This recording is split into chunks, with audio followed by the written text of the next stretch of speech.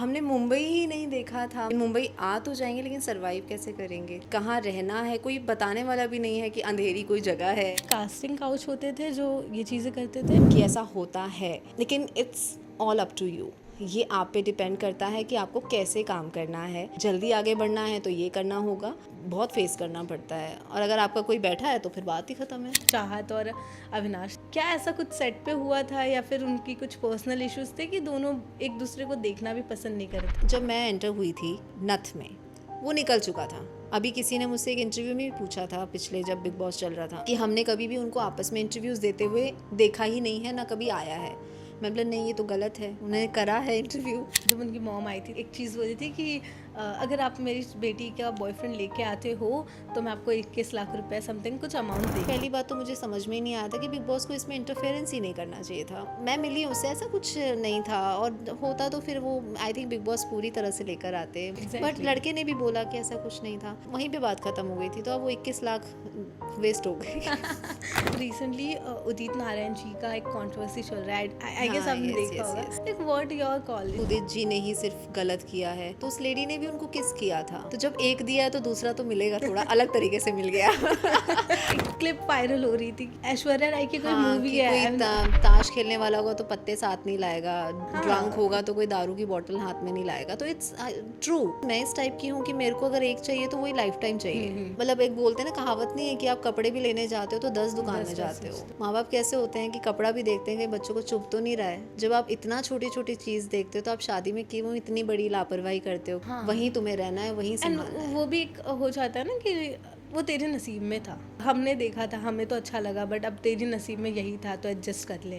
प्रेमानंद महाराज जी की मैं जी, बहुत जी। चीज़ें सुनती हूँ, तो वो भी बोलते हैं कि आप कभी भी एक होता है जिससे आप पेरेंट्स के खिलाफ, मतलब उनके सपोर्ट में अगर वो लड़का ढूंढते हैं तो अगर वो खराब निकल जाता है तो आपकी किस्मत पे डाल दिया जाता है। लेकिन अगर आप चुनते हो और वो भी खराब निकलता है तो बोलेंगे अब तेरी किस्मत ही खराब है। हम तो, वो दोनों में सिर्फ हम पे ही ब्लेमिंग होती कि है। एट द एंड तुम्हारा कॉल था वो। तो अब तो तेरी मर्जी थी, तो अब हम क्या कर सकते हैं। Hi, this is Anupama Solanki and you are watching me on Bazooka. Hi, this is मेघना Tiwari and you guys are watching me on Bazooka. Well, आप सभी ने ये शो तो देखा होगा, मैडम सर, ये है मोहब्बत है, नथ, ये सारे शोज़ आपने देखे होंगे।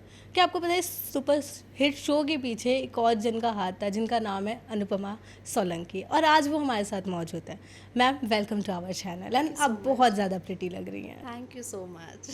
Just tell me about like Gwalior से मुंबई कैसे आना हुआ? ग्वालियर से मुंबई, एक्चुअली ग्वालियर में मैं पैदा हुई हूँ, और मुंबई जब मैं आई थी तब मैं चंडीगढ़ में थी, बिकॉज़ वहाँ पर मैं बड़ी हो चुकी थी। ग्वालियर में मेरा बर्थ हुआ था। एंड जैसे आपको मालूम होगा कि my dad is an army जी। ऑफिसर, तो हम लोग वहाँ से हैं। तो हम लोग पूरी इंडिया घूमते हुए, वो मैं आपको बताऊँगी, लेकिन अभी मैं बताती हूँ कि मुंबई जब मैं आई थी, बिकॉज़ मैं मम्मा के साथ आई थी, अपने मदर के साथ। तो जो सबका एक रहता है जर्नी, कोई गॉडफादर नहीं है, कुछ जानते तक नहीं है, Exactly. कैसे जाना है। हमने मुंबई ही नहीं देखा था। मैं एक बार आई थी बिकॉज़ मेरे मामा यहाँ पे रहते थे पहले, तो वहाँ एक बार आना, वो भी बचपन में। तो इट डज़न्ट मैटर कि कैसे हुआ। तो वो एक माइंड में थॉट रहता है कि हम जाएंगे तो सही, चले तो गए, लेकिन आगे क्या। एग्जैक्टली तो मुंबई जैसे शहर में रहना बड़ी बात है, लाइक सरवाइव रहना ही, मतलब सही बोल रहे हो कि वहाँ पे सरवाइव करना, वहाँ देखना, क्योंकि वो एक होता है ना, उनका नाम ही दिया गया है सपनों की नगरी।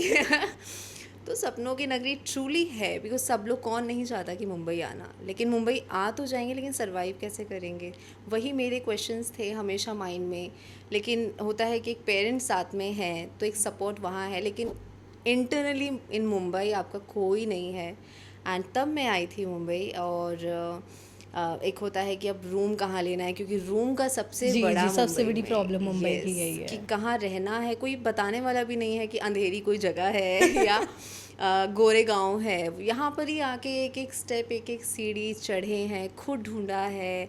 और मैं मतलब अब मैं आर्मी बैकग्राउंड से हूँ, जी। तो हम लोग बहुत ही डिसिप्लिन वाले, हम लोग बहुत ही, मेरे डैड बहुत स्ट्रिक्ट हैं। तो मतलब मैं वैसे पली बड़ी हूँ, तो मेरे लिए खुद से करना मतलब इट इज़ नॉट ईजी। मतलब मैं हर कदम, नक्शे कदम, मेरे डैड ने, हमारे घर में ये कुछ भी करना है, कुछ भी, मैं सब पूछ के, यहाँ जाना है वो भी पूछ के, तो हम लोग ऐसे रहे हैं।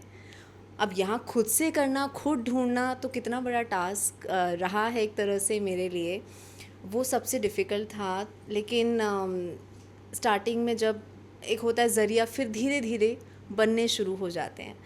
तो मैं तब, मुझे आपने जो बताया ये है मोहब्बतें, मुझे मिला था। पहला शो ही इतना बड़ा शो मिलना बहुत ही बड़ी बात होती है।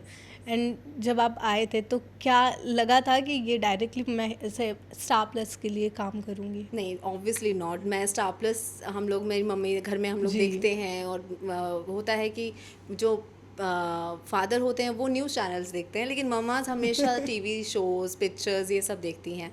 तो वहाँ पे मेरा वही रहा कि स्टार प्लस, और ऊपर से ये है मोहब्बतें। मतलब मैं उस शो को मैंने भी देखा है एंड मुझे बहुत पसंद है।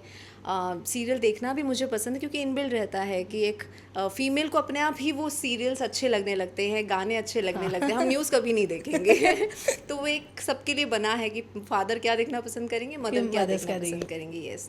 तो वहाँ से मेरी जब शुरुआत हुई, मैं इतनी हैप्पी थी, यू डोंट बिलीव, कि मैंने बजट भी नहीं पूछा कि कितना मिलेगा या क्या है। उन्होंने बोला इतना मिलेगा, मैंने बोला ओके फ़ाइन मुझे तो नहीं भी देते। मतलब एक होता है ना कि मैं हमेशा अपना बजट बहुत रेयर कम देखती थी शुरू में, कभी मैंने पूछना ही नहीं समझा। वो खुद ही अपनी तरफ से बोलते थे कि इतना आपका रहेगा, ओके फ़ाइन। एंड क्योंकि मेरे लिए ये है मोहब्बतें, उनसे ही मोहब्बत हो गई मुझे वाह, कितना मस्त लाइन था ये। और इतना प्यारा इन्वामेंट, बहुत ही पॉजिटिव, बिकॉज सबको पता है एकता मैम उस शो की प्रोड्यूसर्स रही हैं। एंड इतना, वो जो शो था ना, वो मतलब मेरे दिल के बहुत करीब है। और उनका एनवायरनमेंट, और इतना पॉजिटिव एनवायरनमेंट रहता है। मतलब बालाजी में मैंने कभी इतना फेस नहीं किया। लोगों से सुना था कि कुछ कुछ चीज़ें माइनस पॉइंट बालाजी के, लेकिन मुझे, मेरे लिए क्या मैटर करता है वो मेरे लिए बहुत अच्छा था। तो it's dream come true kind of thing हुई है। तो वेल, फिर से मुंबई के इस पे आती हूँ कि मैंने ना एक चीज़, मतलब मैंने एक इंटरव्यू किया था, वहाँ पे उन्होंने एक चीज़ मेंशन की थी कि मुंबई शहर आ तो जाते हैं लोग, पर मुंबई शहर उन्हें अपनाता नहीं है। Like you feel that? Yes, मैंने ये सुना है, और मैंने, जब मैं नई नई आई थी तो मुझे भी लगा था, क्योंकि मेरे में भी शुरू में इतना पेशेंस नहीं था कि कितना टाइम वेट करना पड़ेगा। एंड यू डोंट बिलीव, मैं आपको एक इंसिडेंस बताती हूँ। जब मैं नई नई मुंबई जस्ट पहुँची हूँ, मतलब लगा लो मैं कल पहुँची हूँ, और कल मेरे फादर का फ़ोन आता है एंड ही सेड कि मिल गया ना। आई वाज लाइक कैसे? मतलब मैंने बोला डैडी मैं अभी जस्ट पहुंची हूँ, मैं कल आई हूँ। तो मैं, अब यहाँ पे कोई गॉडफादर नहीं है ना कि आ जाओ बेटा, अब यहाँ पर आपका शो है, आप स्टार्ट कर दो। हम खुद ही ढूंढ रहे हैं। तो वो वाला मेरा, मैं थोड़ा शॉक हो गई थी तो मैंने बोला कि कोई बात नहीं, वो उनको ये सब नहीं मालूम है। तो उनको एक एक स्टेप समझाया मैंने, जब खुद सीखा मैंने उनको भी बताया, उनको सिखाया। एंड क्योंकि उन्होंने कभी देखा नहीं है, हमारी फैमिली में, पूरे ख़ानदान में कोई नहीं है। और नया स्टेप लिया था आपने, लाइक अब मुझे लगता है आपकी फैमिली में फर्स्ट थे जिन्होंने ये Yes, चीज़ चूज़ की। हाँ, क्योंकि कोई सोच नहीं सकता है। और टू बी ऑनेस्ट मैंने भी नहीं सोचा था। बट कहते हैं ना कि अब आई थिंक, मुझे लगता है कि अगर मैं शायद एक्टर ना होती तो मैं आई थिंक आर्मी में ही होती क्योंकि मेरे मॉम डैड चाहते थे कि मैं आर्मी ऑफिसर बनूं, और आई थिंक मैं बन जाती, क्योंकि एक रहता है, इनबिल्ड रहता है। लेकिन जब आपकी किस्मत जहाँ लिखी है, एग्जैक्टली, डेस्टिनी आपकी यहाँ थी तो कहाँ आप जाते हैं। Exactly. तो वहाँ मैं, यहाँ पर भगवान ने लेकर आ गए हैं। और ऑब्वियसली टफ तो रहा ही नहीं है, लेकिन मैं ये कहूँगी कि फिर भी भगवान का आशीर्वाद है। मतलब लोगों को मैंने सुना है वो सालों सालों निकल जाते हैं, काम नहीं मिलता है, बहुत चीज़ें, बहुत स्ट्रगल होता है, और गलत लोग बहुत जल्दी मिलते हैं इस टाइम Exactly. पे। जब आप नए नए आते हो ना, तो आपको बहुत बेवकूफ़ बनाने वाले बैठे हैं। एंड मैं उन चीज़ों से बची हूँ। मतलब मैं जब शुरू में आई थी तो जस्ट मुझे फ़ोन आता था, तो मैं सीसीडी में जस्ट सब लोग जाते हैं, हाँ तो जी। मैं एक आध बार गई हूँ। लेकिन मुझे क्योंकि जब नहीं मालूम है, आप जाओगे हाँ। कि चलो आप ऐसी जगह नहीं जा रहे हो, कैफ़े में जा रहे हो, इट इज़ गुड। मैं गई हूँ, लेकिन मुझे एक दो बार में क्लिक हो गया, I think this is time waste. मैं उन चीज़ों से खुद निकल आई, और मैंने वहाँ जाने, मैंने पर्सनल मीटिंग ही बंद कर दी। लाइक फिर आपको ऐसा डर था कि लाइक ये सेफ़ नहीं है प्लेस? कभी ऐसा लगा कि जब आप आए थे कि मैं चली जाती हूँ वापस, नहीं हो पाएगा? मुंबई सेफ़ के मामले में देखिए, मेरा मैं आपको एक छोटी सी चीज़ बताती हूँ कि मेरे डैड आर्मी ऑफिसर हैं। मेरे ताऊजी जो हैं वो डीजीपी हैं पुलिस में, एंड उनके भी बेटे, मतलब ये सारे जो हमारा जो फैमिली बैकग्राउंड रहा है वो इतना स्ट्रॉन्ग है, आर्मी और पुलिस से ही घिरे हुए हैं हम। तो और नॉट बिकॉज ऑफ दिस कि मैं इनकी वजह से अनसेफ फील नहीं करती हूँ, मेरे में इतना पोटेंशियल और इतना मेरे में पेशेंस बहुत हाई हो गया है, और वो इनबिल्ड है। मतलब कि अगर छोटी मोटी क्या, मैं अगर बड़ी चीज़ भी होगी ना मैं खुद हैंडल कर लूँगी। अब ये चीज़ें मैं आ गई हैं मेरे अंदर। मैं पहले तो होता ना पापा के पीछे रहना बस कि जो भी चीज़ हुई डैडी ये तो वो वाला था, और मैं हूँ ऐसी, अभी भी हूँ। लेकिन अब ऐसा स्टेज है, ऐसी चीज़ें हैं कि मैं खुद ही फेस कर लेती हूँ, और भगवान आशीर्वाद देते हैं आपको, खुद ही वो हिम्मत देते हैं। और जो रही पुलिस और आर्मी वाली जो बैकग्राउंड है और जो आपकी जड़ है, तो मुझे ऐसा लगता है कि वो ना थोड़ा आपके ना इंटरनली बिल्ड अपने अंदर है ही, वो इनबिल्ड ही है, वो आपको मिलेगा नहीं, वो इनबिल्ड है। तो ये सारी चीज़ें शायद इस वजह से मुझे कभी अनसेफ मुंबई में ऐसा कुछ फील हुआ नहीं है, और टचवुड वैसा कुछ बहुत चीज़ें ऐसी हुई नहीं है कि मैं बहुत बड़ा इंसिडेंस कुछ हुआ हो और मुझे ऐसे कुछ सोचने पे मजबूर हो गई हूँ। तो ऐसा रहा नहीं है, क्योंकि मैं बुरे सर्कल में रही नहीं हूँ। और कभी मुझे अगर एक होता भी है तो मुझे ऐसे क्लिक, जैसे मैं सीसीडी गई जनरली मिलने, है कुछ नहीं वहाँ पे, पर मुझे टाइम वेस्ट भी नहीं करना है। एग्जैक्टली लाइक वो फेस क्यों करना है जब लाइक आपका सब कुछ नॉर्मल चल रहा है तो। एग्जैक्टली। एंड लाइक आपने अभी बात की सीसीडी वाली, तो लाइक ये कास्टिंग काउच होते थे जो ये चीज़ें करते थे, या फिर देखिए, कास्टिंग काउच के बारे में मैंने भी शुरू में तो नहीं सुना था, लेकिन जब मैं आई हूँ, जनरली लोगों से मिलते हैं तो सुनने में आता है कि ऐसा होता है। लेकिन it's all up to you, ये आप पे डिपेंड करता है कि आपको कैसे काम करना है। मैं किसी के बारे में नहीं बोलूँगी, सबकी अपनी अपनी पर्सनल चॉइस होती है कि मुझे जल्दी आगे बढ़ना है तो ये करना होगा। पर मेरा मानना है कि देर से ही सही, लेकिन अच्छे रास्ते पे आप जाओगे तो आप लंबा जा पाते हो, लेकिन अगर आप शॉर्टकट से जाओगे तो वो शॉर्टकट रह जाता है। ये तो फैक्ट वो तुरंत आपका जितना हाई पे आप जाओगे ना, उतनी जल्दी आप नीचे आ जाओगे। तो आई थिंक मुझे हमेशा, मैं जिस तरह से रही हूँ, तो मुझे अंदर से हमेशा रहा है कि मैं स्लो चलूँगी लेकिन मैं लंबा चलूँगी, एंड कोई मतलब आपके पे उंगली ना उठा पाए आगे चल के। मेरा हमेशा क्लियर रहा है, क्योंकि मेरे को ये सब चीज़ें मैंने ना देखी है ना सुनी है, ना मुझे पसंद है। तो और बाकी जो अगर होता भी है, जैसे फिल्म इंडस्ट्री में इसमें भी होता है, साउथ में कितना होता है, सब लोग बोलते भी हैं, मैंने सुनी है ये चीज़ें। और कई बार शुरू में जैसे मुझे साउथ के लिए फ़ोन आते थे जब मैं आई थी, आई थिंक मुझे 1 ईयर ही हुआ था मुंबई आए हुए। तो ये चीज़ें लोग क्या आपको डायरेक्ट नहीं बोलेंगे, कोई भी डायरेक्ट नहीं Indirectly way बोलेगा, में आपको हिंट देते वे में हैं। हिंट देंगे, आपके नेचर से आपको पता करेंगे कि आप किस तरह के इंसान हो। अगर आप बहुत स्ट्रिक्ट हो और बहुत आपको उनको समझ में आ जाता है, बिकॉज वो ये सब अगर चीज़ें करते हैं तो वो हैप्चुअल हो जाते हैं कि कैसे करना है, कैसे बात करनी है। पर्सन को देख के भाप लेते हैं कि हाँ ये है वो पर्सन, तो ये मान उनको जाएगा। पता चल जाता है। और मैं फिर वहाँ पे टाइम वेस्ट, जैसे मैंने बोला, मैं शुरू से करना पसंद नहीं करती हूँ। सो मैं वहाँ पे अलग हो जाती हूँ सुन के, और मैं भी नहीं बोलती हूँ कि आप जो बोलना चाह रहे हैं, बट मैं फ़ोन कट करके अपना डिस्टेंस बना लेती हूँ। फिर एक आध बार फ़ोन आता है, वो कट हो जाता है, मैं फिर ब्लॉक पे डाल देती हूँ। कभी ऐसा हुआ कि इंस्टेंट कोई है कि वो आपको पीछे ही पड़ गया हो समथिंग? हाँ, हुआ है। वही मैंने बोला, जब पीछे पड़ जाते हैं तो फिर ब्लॉक पे डालना पड़ता है आपको। फिर एक बार नए नए कॉल से नंबर आएगा, फिर आपको ब्लॉक पे डालना पड़ेगा। तो वो भी कितना करेंगे, एक टाइम पे वो भी हट जाएंगे। वर्ड आई फील दैट कि आप ना वो स्मार्ट वर्क नहीं, आप हार्ड वर्क में बिलीव करते हो, यस। जो कि आपके काम में भी दिखा गया है। लाइक अभी जिस तरीके से आपके शोज़ आए, अभी आपने ब्रेक लिया है, लाइक इतने टाइम से कुछ नहीं, क्या रीज़न क्या है ब्रेक का? ब्रेक देखिए, मैंने इसीलिए, ब्रेक इतना लंबा नहीं है। जैसे अभी मेरा 6 मंथ पहले एक शो था, बट स्टिल हाँ, मतलब 6 मंथ भी ले लिया। ओके। एक्चुअली क्या है, हमारी इंडस्ट्री में मतलब गैप तो हर कोई लेता है। मतलब इवन शाहरुख खान भी होंगे तो एक टाइम पे एक फिल्म करके वो गैप लेंगे, और गैप आना बहुत आम चीज़ है, क्योंकि हमारी एक्टिंग लाइन ही ऐसी है कि आप थ्रू आउट काम नहीं कर सकते हो। आपको एक शो मिलेगा, उसके बाद आपको थोड़ा, इट्स नॉट गैप, मिलता नहीं है। मैं क्यों झूठ बोलूं कि भाई नहीं हम गैप लेना पसंद करेंगे, मिलता नहीं है, क्योंकि आपको एक तो टाइपकास्ट कर दिया जाता है, पहली बात।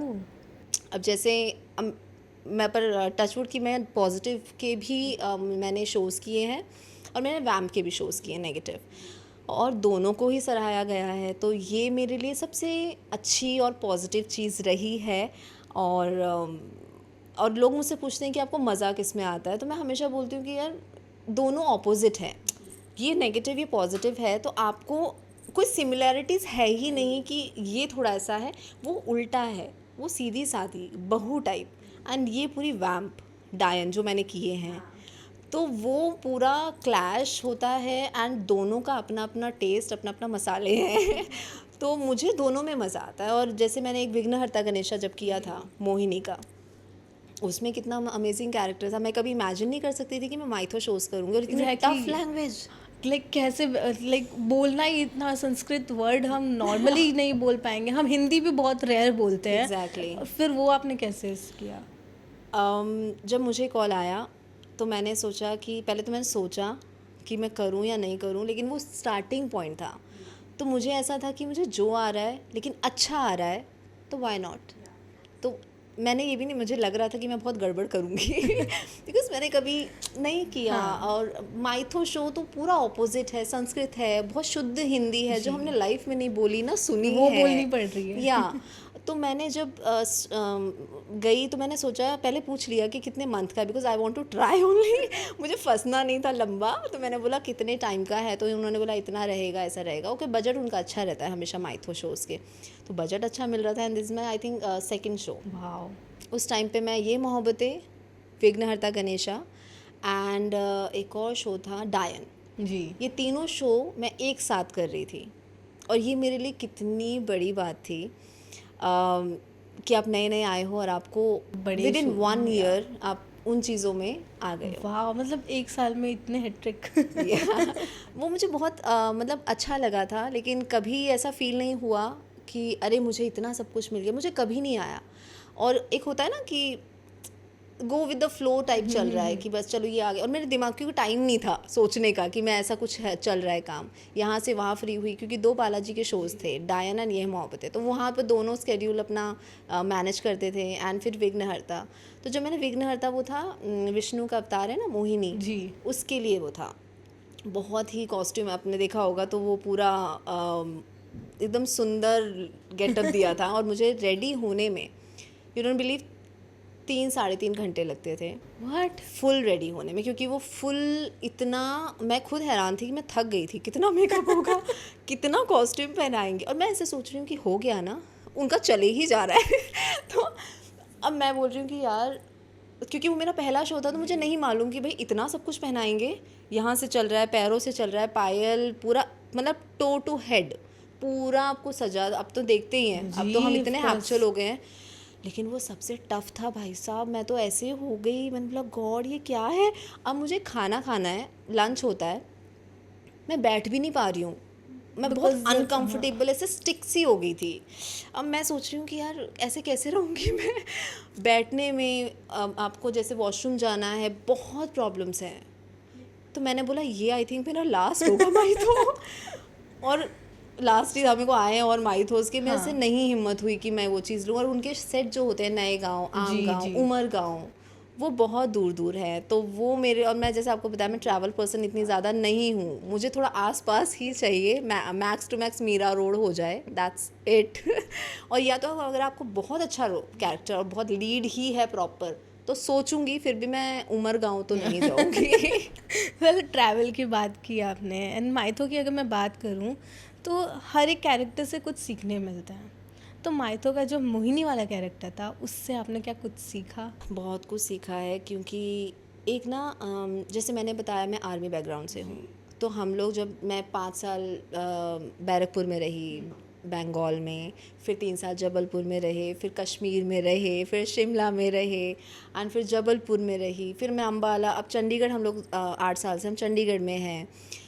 अब हम लोगों ने, मैं पहले सोचती थी कि यार ये मेरा कोई माइनस पॉइंट तो नहीं है, कि मतलब शुरू में आपको बहुत बुरा लगता है कि आपका 3-3 साल में ऐसे ट्रांसफ़र हो रहा है, और स्कूल टाइम में जब बच्चे होते हैं, छोटे होते हैं, मेरे फ्रेंड्स बने ही होते हैं और तब और फिर बिछड़ने का टाइम आता है। और मैं थोड़ी सी ना, मेरा नेचर ऐसा है, मैं बहुत जल्दी फ्रेंड्स बना लेती हूँ, मेरे से थोड़ा 1 मिनट मुझे लगता नहीं फ्रेंड्स बनाने में टाइम तो आपको पता चल गया सेम होगा। सेम तो बहुत जल्दी फ्रेंड्स बन जाते हैं मेरे। और और इतने अच्छे फ्रेंड्स बन जाएंगे, ऐसा लगे मैं कब से जन्मों से जानती होंगी उनको, ऐसा वाला मेरा बॉन्ड स्कूल में बनता था।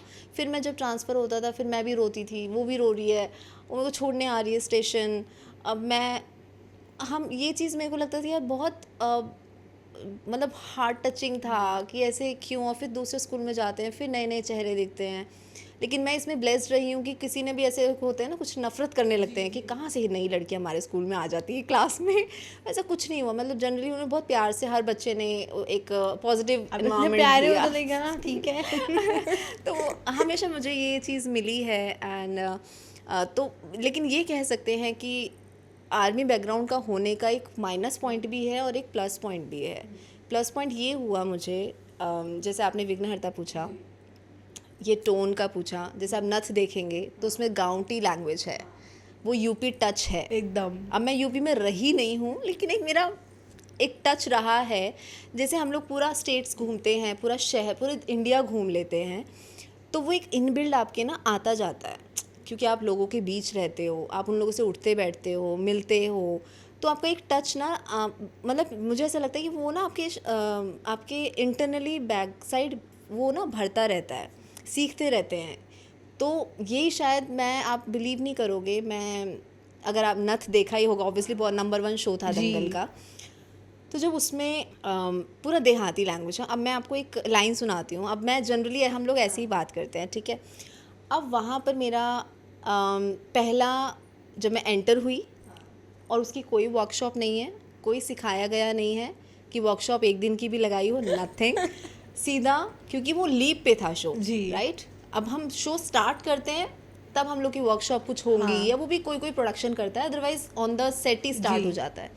अब वो लीव पे था, अब हम आए हैं।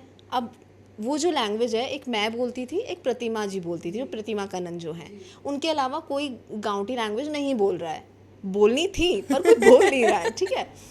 अब उनका टोन शायद होता है, इतनी ज़्यादा इंटरफेरेंस नहीं, लेकिन हाँ, मुझे जब स्क्रिप्ट दी गई है तो उसमें एक फ़र्स्ट लाइन थी, जब मैंने फर्स्ट शॉट, फर्स्ट डायलॉग यहाँ प्रतिमा जी हैं, प्रतिमा कनन, एंड यहाँ पे वंदना जी हैं जो साथ निभाना साथिया में थी, ठीक है।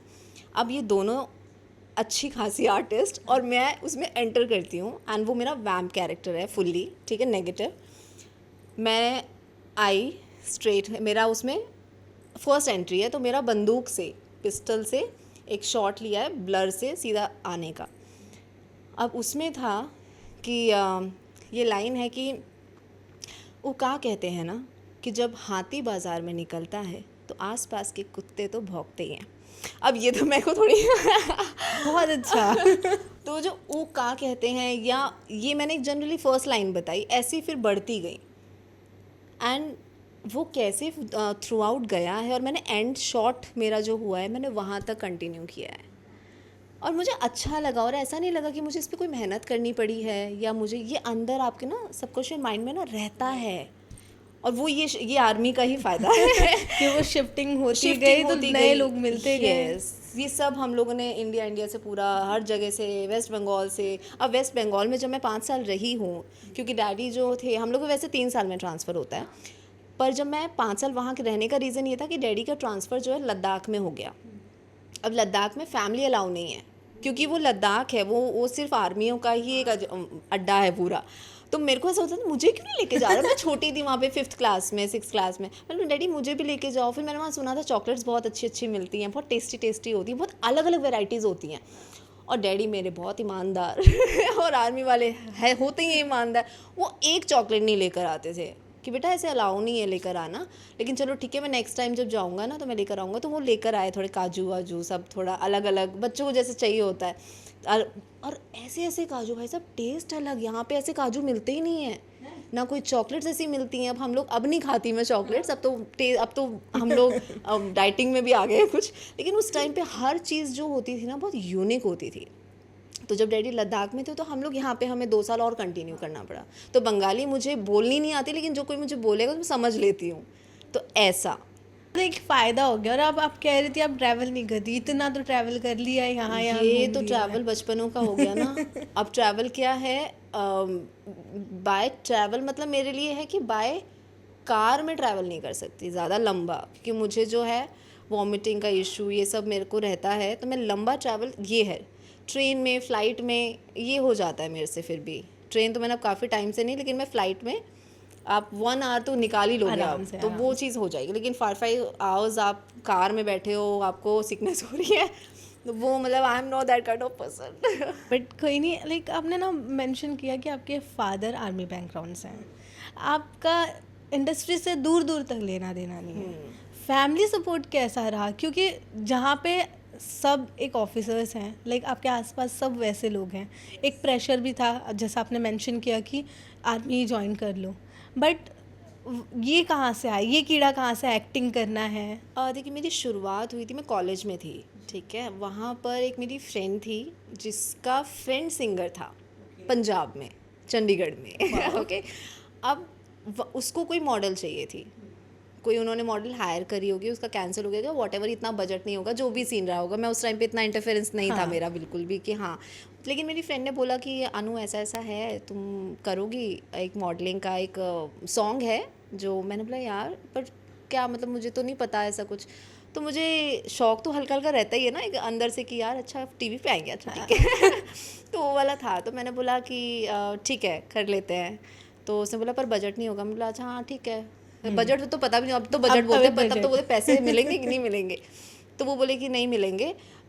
तो मैंने फर्स्ट सॉन्ग जो था मेरा फ्री ऑफ कॉस्ट था, और मैंने ऐसे ही कर दिया ना। मुझे मेकअप आता था, कुछ नहीं आता था। उन्होंने भी बहुत अजीब सा मेकअप किया था। तो मेरे को भी अभी मैं अगर वो वीडियो देखती हूँ तो मुझे हंसी आ जाती है। तो ऐसे ऐसे मैंने करे हैं कारण। तो वहाँ से जो है मेरी शुरुआत हुई। फिर उसके बाद मुझे 3-4 एल्बम्स मिल गई।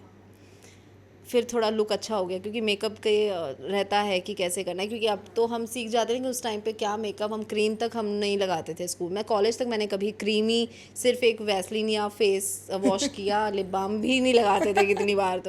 तो वो चीज़ हम लोग उस तरह से रहे हैं ना। तो वहाँ से फिर मुझे 4-5 एल्बम मिल गई। फिर मुझे थोड़ा सा मन कर गया कि चलो अब थोड़ा कुछ आगे बढ़ा जाए।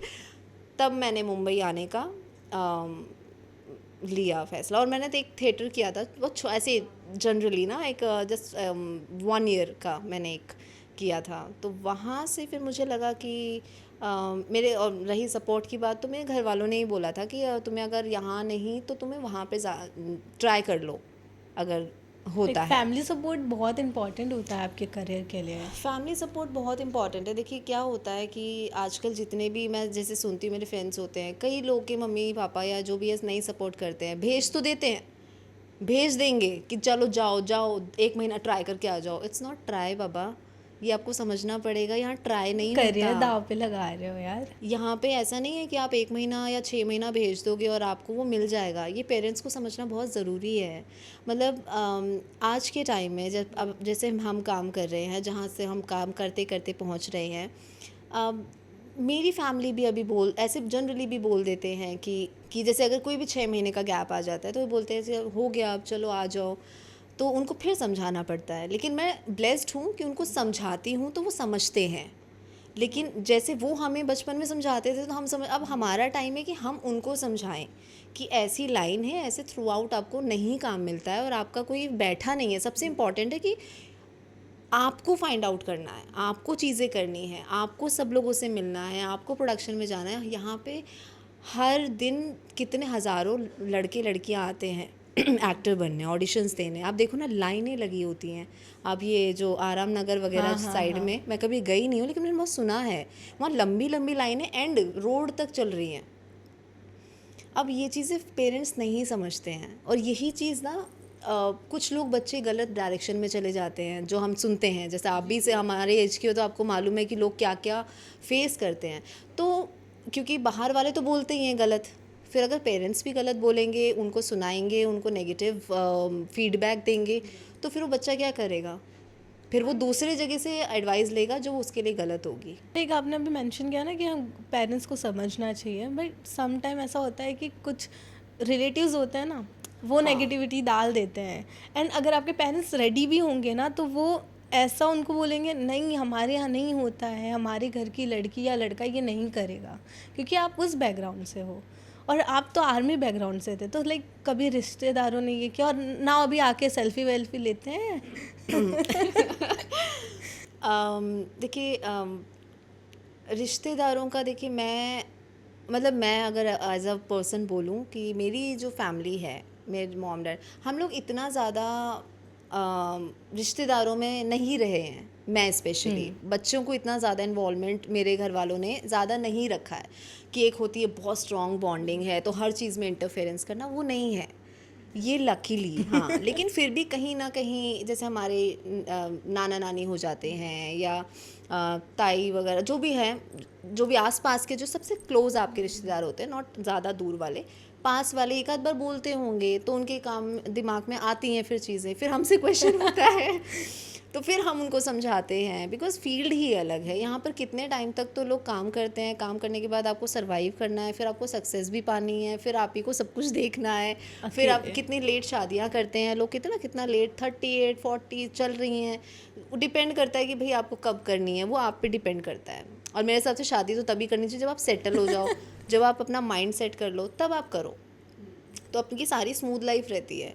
लेकिन आप हर चीज़ में प्रेशर लेके वो पेरेंट्स बना देते हैं जो रिश्तेदार, फैमिली, फ्रेंड्स, लेकिन लोग ये नहीं समझते या पेरेंट्स जो होते हैं कि रिश्तेदार काम नहीं आते हैं आपको, चाहे आप कल को मर भी रहे होगे ना, रिश्तेदार नहीं पूछते हैं, एक आंसू भी नहीं बहाएंगे। तो आपको उनका छोड़ के मुझे लगता है अपने बच्चों पे और आप पे, क्योंकि बच्चे आपके साथ रहने वाले हैं, ऑब्वियसली रिश्तेदार नहीं रहेंगे। अभी आप उनसे कुछ पैसे मांग लो, कोई नहीं देता। ये कितने लोग रहे होंगे आज, कोई लोग करते हैं मैसेजेस जो आप बोल रहे हैं, करते हैं, लेकिन मेरे पास नहीं है, मैं मैसेंजर ही नहीं खोलती हूँ, तो मुझे दिखता ही नहीं है। डैडी से पूछते हैं जनरली कि ऐसा कुछ आया था, मैं देखती ही नहीं हूँ। जो मेरे मैनेजर थे वो हैंडल करते थे शुरू में, तो मेरे पास नहीं इतना टाइम हो पाता है। जब हम शोज़ करते हैं, आपको मालूम है, जब हम सीरियल करते हैं 12-12 घंटे की शिफ्ट होती है, तो हमारे पास इतना टाइम नहीं है कि किस किस ने फ़ोन मैसेजेस किए हैं। गलती से किसी का मैसेज का रिप्लाई, तब मैं मैनेजर ही हायर करती हूँ, क्योंकि भाई किसी का काम का होता है तो मैं नहीं हैंडल कर पाती हूँ। कई बार हुआ है, और पिछले बार भी एक बालाजी के शो के लिए कास्टिंग हो रही थी, तो वहाँ पे उन्होंने मुझे टेक्स्ट किया, मैं उनका नहीं रिप्लाई दे पाई। और जनरली मैं एक पार्टी में मिली हूँ, तो वहाँ उन्होंने मुझे बोला कि अनुपमा, मैंने आपको इसके लिए ही कॉल किया था और आपने फ़ोन नहीं उठाया। मैंने बोला आई एम सॉरी, मैं हमेशा उठाती हूँ फ़ोन, क्योंकि मेरा रहता है कि मैं कॉल बैक करूँगी अगर मैं नहीं रिसीव कर पाई। लेकिन उस टाइम ऐसा हुआ कि मैं कर भी नहीं पाई, क्योंकि इतना थक के जाते हैं तो वो नहीं आपका बैठ पाता है। एक होता है कि और सबसे स्पेशली मुंबई में पार्टीज़ कितनी होती हैं, बहुत ज़्यादा। और आप बिलीव नहीं करोगे, मतलब मेरा नेचर ऐसा है कि मैं पार्टीज़ नहीं करती। मतलब मैं बहुत, एक होती है ना वर्क रिलेटेड पार्टी, जी, जैसे अभी हम लोग का नथ का 1000 एपिसोड हुआ, तो वहाँ जाना चाहिए, वहाँ पे हमारा बनता है, जो कि काम है आपका, जाना चाहिए। आपके किसी प्रोड्यूसर्स के बर्थडे है, वहाँ जाना। तो मैं अगर मुश्किल से कितने, मुझे 5-5.5 साल तो हो ही गए हैं, तो उसमें भी मैं जो है मुश्किल से 4-5 पार्टीज़ की होंगी मैंने। वाओ। तो अब मैं थोड़ा बर्थडे पार्टी रखने लग गई हूँ थोड़ा बहुत, क्योंकि लोग बोलते हैं कि भाई तुम बिल्कुल नहीं। मैं बोला ठीक है, तो घर पे कर लेंगे, बाहर नहीं जाना है तो मैं उस हिसाब से लेके चीज़ें चलती हूँ कि मुझे ज़्यादा पार्टी, ज़्यादा शोर शराबा, because I am a home person. मैं बहुत घर पे रहना मेरे लिए ब्लेस्ड लगता है मुझे, कि मैं बस कहीं भी होती हूँ मुझे ऐसा लगता है प्लीज़ मुझे जाने दो घर मैं घर पे जाना और काम पे जाना, दैट्स इट। वेल अभी आपने मेंशन किया कि रिश्तेदार शादी का भी प्रेशर डालते हैं तो लाइक अभी आपका ऐसा घर से कब कर रहे हो शादी, लाइक कभी बोला गया? घर से नहीं, ऐसा कुछ फोर्स नहीं करते हैं रिश्तेदारों की। देखिए पहली बात ऐसा है कि मेरी फैमिली जो है नहीं सुनती है उनकी। जैसे नानी है वो जनरली बीच बीच में कभी बोल देंगी तो एक आध बार पूछ लेंगे, अदरवाइज़ वो नहीं पूछते हैं, बिकॉज़ उन्हें मालूम है कि हमारी बेटी कैसी है, कैसे रहे हैं। वही है कि बस उनका शादी को लेके तो नहीं फोर्स करते हैं, और ये शायद ब्लेस्ड है, नहीं तो लोग आप देख रहे हो कि शादी का फोर्स करने पे क्या ही होता है आजकल लोगों का। तो इस चीज़ में मैं ब्लेस्ड हूँ, काफ़ी चीज़ों में हूँ टचवुड पर जो मैंने बताया कि ऐसा नहीं है कि फुल सपोर्ट आ जाता है, उनकी तरफ से भी क्वेश्चंस होते हैं कि मम्मी पापा पूछते हैं भाई कि क्या चल रहा है, नहीं चल रहा है, तो अब हो गया, छोड़ दो, आ जाओ बस। तो मैं बोला मैं छोड़ने के लिए थोड़ी ना आई थी, उनको फिर समझाना पड़ता है कि मैं छोड़ने के लिए नहीं आई थी, जब इतना पहुँचे हैं तो आगे भी जाना है। ऐसा नहीं है कि कुछ नहीं करा है लाइफ में अभी तक, बहुत कुछ किया है अब तक, बहुत सारी चीज़ें तो की वही हैं। मैंने उनको समझाते हैं। पर मैं वही कहूँगी कि समझाते हैं तो समझ जाते हैं, ये आपके लिए अच्छा रहता है। हमारे लिए, चाहे कोई भी पेरेंट्स हो, अगर बच्चा समझा रहा है और पेरेंट्स समझ रहे हैं तो बहुत अच्छी चीज़ है। लेकिन अगर समझाने पे भी नहीं, कोई अगर जिसके पेरेंट्स होते होंगे नहीं समझ रहे हैं, तो वो थोड़ा उनके लिए मेरे को भी बुरा लगता है। लाइक नाउ डेज ना बच्चे थोड़े स्मार्ट हो चुके हैं, तो उन्हें पता है कि क्या गलत है क्या सही है। हाँ, कुछ है कि गलत डिसीजन हो जाते हैं, बट कभी कभी पेरेंट्स को उस चीज़ में सपोर्ट करना चाहिए, बट कभी कभी वो बैकअप कर लेते हैं कि नहीं ये मत करो तुम, ये चीज़ें तो होती ही हैं, अभी तो ये चल ही रहा है। एंड नाउ मैं ये पूछना चाहूँगी, लाइक आप एक शो था कुछ रीत जी, वो शो में एक टाइट मतलब वो एक दहेज को लेकर था। What do you feel that कि अभी भी दहेज तो चल ही रहा है, लाइक कोई मना नहीं करता है, इनडायरेक्टली डायरेक्टली ले रहे हैं, तो आप उस चीज़ को कैसे देखते हो, like being a part of this show? हम लोग के शोज़ जो कुछ रीत जगत की ऐसी है, हम लोग का शो का पर्पस ही वो था कि घर घर में ये चीज़ पहुँचे कि दहेज लेना, जितना आप दहेज पे फोर्स करते हो ना, इतना आप रिश्ते निभा लीजिए। मुझे ऐसा लगता है कि लड़का भी बहुत फोर्सेबल दहेज को लेके, भाई मतलब इतना अगर आप में इतने, मतलब आज का टाइम तो ऐसा है कि लड़के को भी कमाना चाहिए, लड़की को भी कमाना चाहिए। आज वो टाइम नहीं रह गया है कि लड़की को हाथ मांगना पड़ेगा कि पैसे चाहिए खर्चे के लिए, वो गया। आज का टाइम नहीं है। और मुझे लगता है कि आपको एज अ गर्ल आपको इतना स्ट्रॉन्ग रहना चाहिए कि कि आप आगे चल के अगर कभी भी, क्योंकि फ्यूचर किसी ने नहीं देखा है कि कल को आपके साथ क्या हो रहा है, अच्छा है तो बहुत अच्छी बात है, लेकिन अगर बुरा है तो यू हैव टू, मतलब आपको इतना काम कर लेना चाहिए कि उसको भी डर लगे कि मैं अगर छोड़ भी देता हूँ तो वो मैनेज अपना कर लेगी। अच्छा खासा कर सकती है। तो वो जो दहेज की हम लोग का स्टोरी वही था, क्योंकि जेडी सर जो हैं हमारे शो के, वो एक्टर भी हैं खिचड़ी के तो बहुत अमेजिंग पर्सन हैं, बहुत अच्छे हैं, इतने down to earth. You don't believe कि जब मैं कास्ट हुई थी, क्योंकि वो 3 महीने 4 महीने हो गए थे, नैनी उन्हें नहीं मिल रही थी, तो जब मैं कास्ट हुई थी तो सर ने मुझे बहुत डिटेल में, रात के 10 साढ़े 10 हो रहे थे, क्योंकि सुबह का हमारा अर्ली कॉल टाइम था और उसी टाइम मेरे लुक टेस्ट होने थे, तो टाइम नहीं मिलता सर को इतना बात करने का ना, तो सर ने तब मुझे कॉल किया था। तो उन्होंने मुझे बताया था बहुत इंपॉर्टेंट है and it's a negative lead character, तो आपको बहुत ऐसे ऐसे मैं समझा देता हूँ कि कैसे करना है, क्या मूड रखना है, क्या शो का रहेगा। तो और ऐसे प्रोड्यूसर्स बहुत कम होते हैं कि आपको खुद फ़ोन करके समझा रहे हैं, बता रहे हैं कि कैसे करना है, एंड फिर सेट पे आते थे, मिलते थे। तो वो जो हमारा कंसेप्ट था कि दहेज प्रथा, लेकिन आज के टाइम में भी कोई अवेयरनेस खास मुझे पिछड़े जगह में नहीं दिखती है, बिहार में, यूपीज़ में, या यहाँ मैं यूपी की हूँ लेकिन मैं फिर भी बोलूँगी कि ऐसा है। और यहाँ ही नहीं, अच्छे अच्छे मेट्रो सिटीज़ में भी दहेज की पूरी खुल के बातचीत हो जाती है। कई बार खुल के भी बोलते हैं, कई बार दबे पाँव बोलते हैं, हाँ, मतलब डायरेक्टली इनडायरेक्टली वो हिंट दे देते हैं कि बोल लाइक लेते हैं कि ऐसा है। लेकिन एक होता है कि माँ बाप इतने, मतलब जन्मों से आपका पैसे जमा करते हैं जस्ट बिकॉज ऑफ दहेज, कि भाई शादी नहीं होगी, किसी की लड़की अगर कम अच्छी दिखती है तो उसके लिए उनको और जमा करना पड़ता है। कितना मैं सीरियल्स में ही चलता है कि अगर कम सुंदर है तो फिर और जमा करना पड़ेगा, सुंदर है तो फिर बोलते हैं हाँ इसको तो शायद ले ही जाएंगे। ये सब चलता है। सोचो, मतलब सिर्फ यही रह गया है, इंटरनली कुछ नहीं होता है। लाइक वही चीज़ें हैं ना कि आप इंसान की नीयत नहीं देख रहे, उनका फेस देख रहे हैं, उनका लुक, लाइक वो चीज़ें मैटर करने तो लग वही गई चीज़ हम लोग का था। लेकिन बहुत अच्छा स्टोरी थी, बहुत अच्छे आर्टिस्ट थे, प्रोड्यूसर थे, it's a very family kind of set का एनवायरनमेंट, तो बहुत मज़ा आया करने में। और मेरा उसमें ग्रेइश कैरेक्टर था, पूरा लहंगा वहंगा पहन के जो मैंने आतंक मचाया वहाँ पे तो बहुत ही प्यारा और चुलबुला कैरेक्टर, उसको मैं फ़न में भी लेती थी, उसको मैं जब मुझे वैम्प बनना है तो मैं वैम्प भी बन जाती थी। तो टिट फॉर टैट वाली सिचुएशन बहुत अमेजिंग। वेल एक वैम कैरेक्टर करना और एक नॉर्मल कैरेक्टर करना, लाइक जो आप जैसे हमने किए हुए हैं, तो सबसे टफ क्या होता था? सबसे टफ ना देखिए वैम्प ही होता है, क्योंकि मुझे ऐसा लगता है कि जो सॉफ्ट और पॉजिटिव कैरेक्टर्स होते हैं ना, आप उसमें सॉफ्ट बन के आप सिर्फ लाइंस बोल देते हो, इट डजन कोई एक्सप्रेशंस नहीं होते हैं आपके फेस पे, जस्ट सीधी सादी बहू जी, माँ जी, जी तो बोल ही नहीं पाती हैं वहाँ पे ये ख़त्म हो जाता है।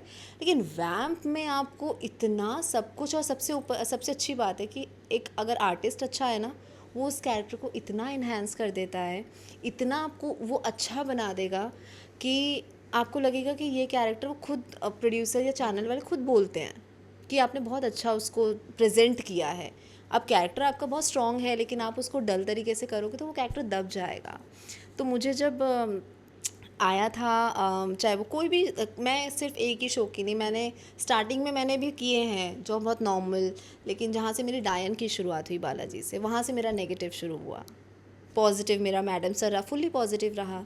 उसमें आप देखोगे, उसमें आप कहोगे ही नहीं कि मैंने कभी ज़िंदगी में नेगेटिव किया होगा। तो वो बैलेंस करना वो एक एक्टर पे डिपेंड करता है, और वो चीज़ मैंने खुद देखी है कि टफ़ जो है नेगेटिव ही होता है, क्योंकि उसको इतने लाउड एक्सप्रेशंस देने पड़ते हैं, इतने हैवी एक्सप्रेशंस देने पड़ते हैं, बहुत ओवर एक्टिंग करनी पड़ती है, सिर्फ जी माजी नहीं करना होता, बहुत कुछ करना होता है वो सब करना पड़ता है। अब आपको फेस पे मेकअप भी वैसा करना पड़ता है, आंखें इतनी आपकी ऐसी होनी चाहिए, बिकॉज मेरी हेज़ल आइज़ हैं। तो कल को मुझे ऐसे जनरली लोग पूछ लेते हैं मुझसे हर सेट पे, और मेकअप स्पेशली मेकअप दादा जो कल मेरा मेकअप करके गए, नेक्स्ट टाइम डे मतलब पूछते हैं वो कि आपने मैम लेंस पहना हुआ है क्या। मैं बोली भाई तुमने कल ही तो मेरा मेकअप किया है मैंने बोला तुम तो मत पूछो, एटलीस्ट क्रिएटिव्स वगैरह प्रोड्यूसर वो सब पूछ लेते हैं कि आप लेंस पहने हो या आपके ग्रे जो हेज़ल आइज़ है। मैंने बोला नहीं, यही है जो है तो मुझे लेंस लगाने की ज़रूरत नहीं है। तो इससे नेगेटिव का भी फ़ायदा होता है, एंड सबसे बड़ी अच्छी बात है कि पॉजिटिव का भी फ़ायदा होता है, लेकिन ये माइनस पॉइंट हो जाता है कि आप टाइपकास्ट हो जाते हो।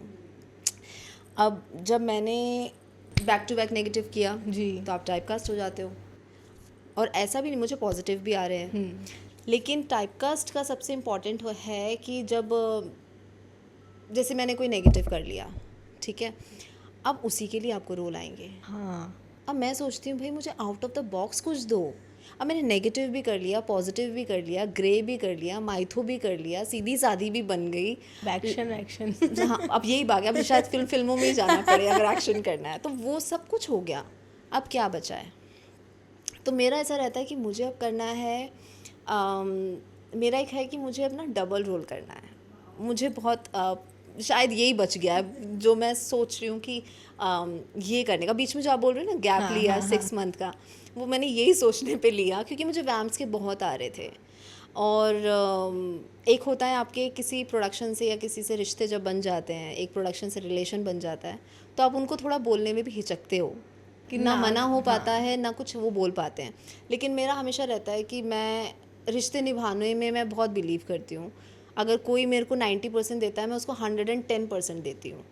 लेकिन आजकल मुंबई में ऐसा है कि आप ये एक्सपेक्ट नहीं कर सकते बिल्कुल हो। भी नहीं। एंड जब और आपके इवन फ्रेंड्स ही होते हैं और किसी से भी, मतलब अगर आप, और वो पीठ पीछे अलग प्लानिंग, आपके फेस पे कुछ, आपके बैक पे कुछ। तो मुझे अब मुंबई ने इतना स्ट्रॉन्ग बना दिया है, और मेरे अंदर ना इन बिल्ड ही जो है बहुत पेशेंस है, बहुत पेशेंस है। मतलब मैं आपको बता नहीं सकती हूँ, कोई कुछ भी करके चला जाए और मैं उसके बारे में सोचती हूँ थोड़ा सा एंड मैं हटा देती हूँ। बहुत मेरे घर वाले भी बोलते हैं मेरे में पेशेंस बहुत है, बहुत सहनशीलता बहुत है, ज़रूरत है इसकी और मुंबई में चाहिए। मैं पहले छोटी छोटी चीज़ में रो देती थी। मतलब एक इंसिडेंस हुआ था 3 साल पहले ही, कोई ऐसे कुछ भी अगर कोई सेट पे बोल दे मैं रो देती थी, पट से आंसू आ जाते हैं मेरे। तो वो लोग ना नहीं समझते हैं कि अरे अब लोग तो मज़े मज़े में बोल देते हैं, बट सामने वालों का। लेकिन हर्ट अब हो मैंने जाता है। हाँ, अब मैंने उनको ना ऐसा बना लिया है कि ठीक है आओ जाओ, डजेंट मैटर। अब एंटरटेन नहीं करते अब आप किसी एंटरटेन को। नहीं करती हूँ। मुझे ऐसा लगता है, जैसे आपने जैसे फ्रेंड्स के बारे में पूछा था, तो फ्रेंड्स का जो बहुत सेल्फिश भी होते हैं, आपको अपने हिसाब से घुमाते हैं। आपको मुझे पहले नहीं समझ में आता था, मुझे ऐसा लगता था जैसे मैं हूँ सब वैसे ही हैं। क्योंकि मैंने बोला जैसे कि अगर कोई मुझ पे 90 या 20% भी करता है तो मैं 80 तो कर दूँगी, लेकिन अगर कोई 100 कर रहा है तो मैं उससे फिर आउट ऑफ द बॉक्स जाती हूँ कि मैं उसके लिए फिर कुछ भी करूँगी। फिर मेरे लिए फ्रेंडशिप एक्सपेक्टेशन भी बढ़ जाती है कि हाँ वो हाँ। सामने वाला इतने एफर्ट्स देगा क्या या देगी क्या, वो बढ़ चीज़ जाता है। होती वही गलत है, वही गलत है कि आपको एक्सपेक्टेशन नहीं रखना है, और यहाँ पे आप रखते हो ना तो आपकी फ्रेंडशिप जो है थोड़ी फिर हटने लग जाती है। और मुंबई में स्पेशली, चाहे वो एक्टर्स हो, मैं एक्टर हूँ, मैं एक्टर्स के बारे में भी बोलूँगी, और किसी भी फील्ड के बारे में, कि आपके साथ वाले ही आपका छुरा घोंपते हैं। ये बहुत सुनने में अजीब लगता है, हाँ, लेकिन सच बट है, फैक्ट है ये। क्योंकि ये आपका सामने दुश्मन है तो यू नो इट कि ये कहाँ तक जाएगा या जाएगी व्हाटएवर, लेकिन आपके साथ के बारे में आप नहीं सोचते हो, आप उसके बारे में अच्छा ही सोचोगे। और वो स्पेशली वही होता है बंदा जो आप जिसको ढूंढ रहे होते हो कि ये कौन है। तो ये मेरे लिए यहाँ मैंने सीखा है क्योंकि जैसे मैंने बताया मैं आर्मी बैकग्राउंड से, तो मेरे लिए ट्रस्ट बहुत इंपॉर्टेंट है, भरोसा। मेरे डैडी ने हमेशा मुझे यही चीज़ सीखी है कि आपको ट्रस्ट और एक मेहनत हमेशा रखनी है। मुंबई में कोई अगर 10 बजे बुला रहा है तो हमेशा पहले जाओ। हमें लेट हो जाते हैं लेकिन हम रहता है कि पहले जाओ, 15 मिनट पहले चले जाओ, लेकिन चले जाओ टाइम पे। मैं सेट पे जो है मेरा टाइम कभी नहीं, मैं नथ में भी ऑन टाइम 8:30 का कॉल टाइम है, मैं 8:25 पे आई बी देयर। कभी कभी हो गया कि आपका 10-15 मिनट ऊपर नीचे हो जाता है, और होता है क्योंकि ट्रैफिक मुंबई का हाँ। होता है तो वो हो जाती हैं। लेकिन मेरा मानना हमेशा रहता है कि मैं अपनी तरफ से 100% दूँ। लेकिन वो जो साथ वाले होते हैं मेरे को लगता है उनसे बचना चाहिए। और मतलब थोड़ा सा अब मैं सीख गई, मतलब पहले नहीं दिया, मतलब मैं और लाइफ सिखा देती है। एंड तो मेरे को लगता है कि, और फ्रेंड्स की रही बात, तो मुंबई में जनरली हाई हेलो वाले फ्रेंड्स जो हमारे को एक्टर्स होते हैं या कोई भी, मेरा वो रहता है। लेकिन फ्रेंड की अगर बात करेंगे तो मेरे जैसे मैं स्कूल फ्रेंड्स हैं उनके टच में मैं हूँ जो एक आध, क्योंकि वो आपको ऐसे जज नहीं करते नहीं हैं। करेंगे। आप जैसे पहले थे, चाहे आप बदतमीज़ थे, कैसे भी थे, आपकी कोई भी स्टोरी थी, वो उनको सब पता है। तो वो आज भी जब मुझसे टेक्स्ट करते हैं तो वो बोलते हैं कि यार तूने रिप्लाई दिया, क्योंकि आज वो देखते हैं। तो उनका चलो ये एक अलग है, लेकिन वो वैसे थे तो उनके साथ मैं हमेशा टच में रही हूँ। अभी मेरे सिर्फ 2 ही मेरे स्कूल फ्रेंड्स के टच में मैं रही हूँ, जो एक के साथ ऐसा एक इंसिडेंस, एक ना उसका वो एक्सपायर हो गई है नेक्स्ट पिछले साल। वो मेरे लिए बहुत वो था, मतलब मेरे तो सुन्न हो गई थी, क्योंकि मैं उसको शिनचैन बोलती थी, क्योंकि वो एकदम बबली और बहुत ही ना 2 चोटी वाले टॉम बॉय टाइप नहीं होते हैं, वैसी थी वो। तो मैंने उसके घर पे फ़ोन किया जब मुझे सुनने में आया, क्योंकि मुझे टेक्स्ट किया किसी ने इस इंस्टाग्राम पे, अनु आपने वो सुना कि ऐसा ऐसा। और मैं तब थी कहीं मंदिर में बाहर दर्शन के लिए गई थी। I was like blank. मैंने बोला शिट। अब मुझे समझ में नहीं आ रहा कुछ टाइम तक कि ये क्या। मुझे इतना बुरा लगा क्योंकि 2 ही फ्रेंड्स हैं मेरी, और एक फ्रेंड्स के साथ ऐसा हुआ, और उसने मुझे बताया नहीं कभी कि उसको एक मतलब कोई मेडिकल चल रहा था उसका। एटलीस्ट बताना तो चाहिए यार, मतलब ऐसी क्या क्या फ्रेंडशिप है ना कि सब अच्छा अच्छा ही बताओ। पहले बताती थी सब, उसने नहीं बताया। अब मेरी एक फ्रेंड है जिससे हम टच में रहते हैं, हम उसके बारे में भी बात करते हैं, क्योंकि हम सेम बैच में थे, हम सेम क्लास में थे। तो मेरे सब ये बेस्ट फ्रेंड्स होते हैं, ये होते हैं फ्रेंड्स। मतलब ये ऐसा कह सकते हैं कि जो स्कूल के फ्रेंड्स होते हैं ना, वो रियल फ्रेंड्स होते हैं जो स्कूल से लेकर अब तक साथ हैं। एंड वो ब्लेसिंग होती है कि अब तक हैं आपके साथ, क्योंकि स्कूल टाइम के बाद सब कहाँ चले जाते हैं किसी को पता नहीं होता पता है। चलता है। और जब मैंने उनको रिप्लाई दिया, मतलब शी वॉज वेरी हैप्पी और मैं भी खुश थी। मैंने ही उसको फ़ोन किया, फिर जब उसने रिप्लाई दिया था मैंने क्या 2 साल चेक नहीं किया था, क्योंकि मैं इंस्टाग्राम, जैसे मैंने बताया, मैं बहुत नहीं देखती हूँ जो नए नए रिक्वेस्टेज आते हैं ना, और उस टाइम पे फ़ोन नहीं था तो नंबर्स थे नहीं, लेकिन बेचारी ने ढूंढा एंड मैं भी बहुत खुश हुई यार कि, क्योंकि वहाँ पर भी मेरा बॉन्ड उनके साथ ऐसा था। उन सबसे बातचीत तो थी, लेकिन एक क्लोज होते हैं जो आपके साथ में बैठते हैं साथ और में सब में बैठते हैं। चीटिंग वीटिंग सब चलता है तो वो उस टाइप की थी, तो मुझे बहुत बुरा लगा था। एंड फिर मैं उसकी मम्मी से बात करती रहती हूँ बीच बीच में। वो हमेशा, मैं बोलती हूँ हमेशा कभी भी आपको लगे I am always there for you, कभी ज़रूरत हो कुछ भी हो। तो ऐसे वो कितनी खुश हुई उसकी मम्मी ने, ऐसी सिचुएशन में भी आंटी ने हाफ एन आवर बात की। ये आपका जो डाउन टू अर्थ वाला नेचर है ना, ये बहुत अच्छा है। मतलब आज के टाइम पे कोई नहीं रखता, what I feel that. And जिस तरीके से आपने इसे मेंटेन किया है, that's great actually. Yes yes ये हाँ, लेकिन अब यहाँ पे बस थोड़ा सीखना पड़ता है, क्योंकि जनरली बोलते हैं ना, एक कहावत है कि जंगल में हमेशा एक सीधा पेड़ जो सबसे सीधा होता है उसको काटा जाता है, जो आसपास होते हैं उनको कभी नहीं किया जाता। तो मेरे हिसाब से थोड़ा सा आप कोशिश करते हैं कि कोई बेवकूफ़ ना बना पाए या कोई कुछ ऐसा, लेकिन ट्राई करते हैं। बाकी तो भगवान है, क्योंकि मैं भगवान पे बहुत बिलीव करती हूँ। जी, बहुत सारे फोटोज देखे हैं हमने, बहुत से ज्योतिर्लिंग में आपने, आई गेस अभी रिसेंटली आप उज्जैन भी गए हुए थे। हाँ, मैं उज्जैन गई थी। वहाँ पे महाकालेश्वर और ओमकारेश्वर, जो out of the box feeling थी। एंड मैं अभी गई थी इंदौर। जैसे महाकालेश्वर में अभी मैंने इंदौर, हाँ उज्जैन में, हाँ, तो वहाँ महाकालेश्वर में गई थी। वहाँ पे एक जो भस्म आरती होती है वो अटेंड किया आपने? वो अटेंड की है। एंड एक बहुत अमेजिंग स्टोरी है। यू कैन बिलीव कि मैं ये उनको बताना चाहूँगी जो महादेव के सच में जो भक्त होते हैं। आप भी हैं, जैसे आपने बताया था कि आप महादेव को मानती हैं। और एक होता है कि मतलब मैं ऐसे छोटे छोटे इंसिडेंट्स हैं, मैं मेरे दिमाग में रहते हैं, लेकिन मैं आपको वर्ड्स में नहीं बता पाऊंगी, क्योंकि वो एक होता है बताया भी एक नहीं फील जाता, होता है ना। एक अंदर से भी नहीं बताया जाता है, और कहते हैं कि आपका जो कुछ बहुत बड़ा होता है वो बताना भी नहीं चाहिए, क्योंकि उसकी जो एक होती है वो ख़त्म कम हो जाती है फिर। हाँ। लेकिन मैं एक दर्शक के लिए ज़रूर बता सकती हूँ कि भाई जो भगवान शिव के जो भक्त होते हैं वो ये चीज़ फील कर सकते हैं। अभी मैं जब घर पे थी, जब मैंने सोचा कि मुझे महाकालेश्वर जाना है, उज्जैन जाना है, तो मैंने सारी जगह यात्राएं करी, शांतिपनी आश्रम वगैरह सब, महादेव के मंदिर, बहुत मतलब 8-10 जगह थी वहाँ पे।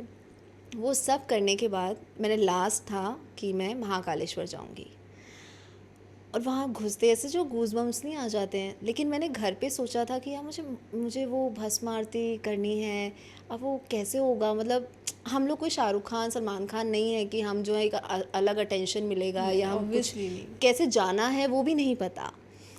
अब अंदर से तो था, लेकिन अब मैंने सुना, फिर मैंने यूट्यूब पे ऐसे सर्च किया कि कैसे जाना है उसमें भस्म आरती में। बहुत सुना है कि बहुत शक्तिशाली जगह है वो, और वो बहुत लकी है, तो और कैसे होती होंगी अंदर के, कैसे भगवान जी होते होंगे, क्या होता होगा, वो मेरे क्वेश्चंस थ्रू आउट चल रहे हैं।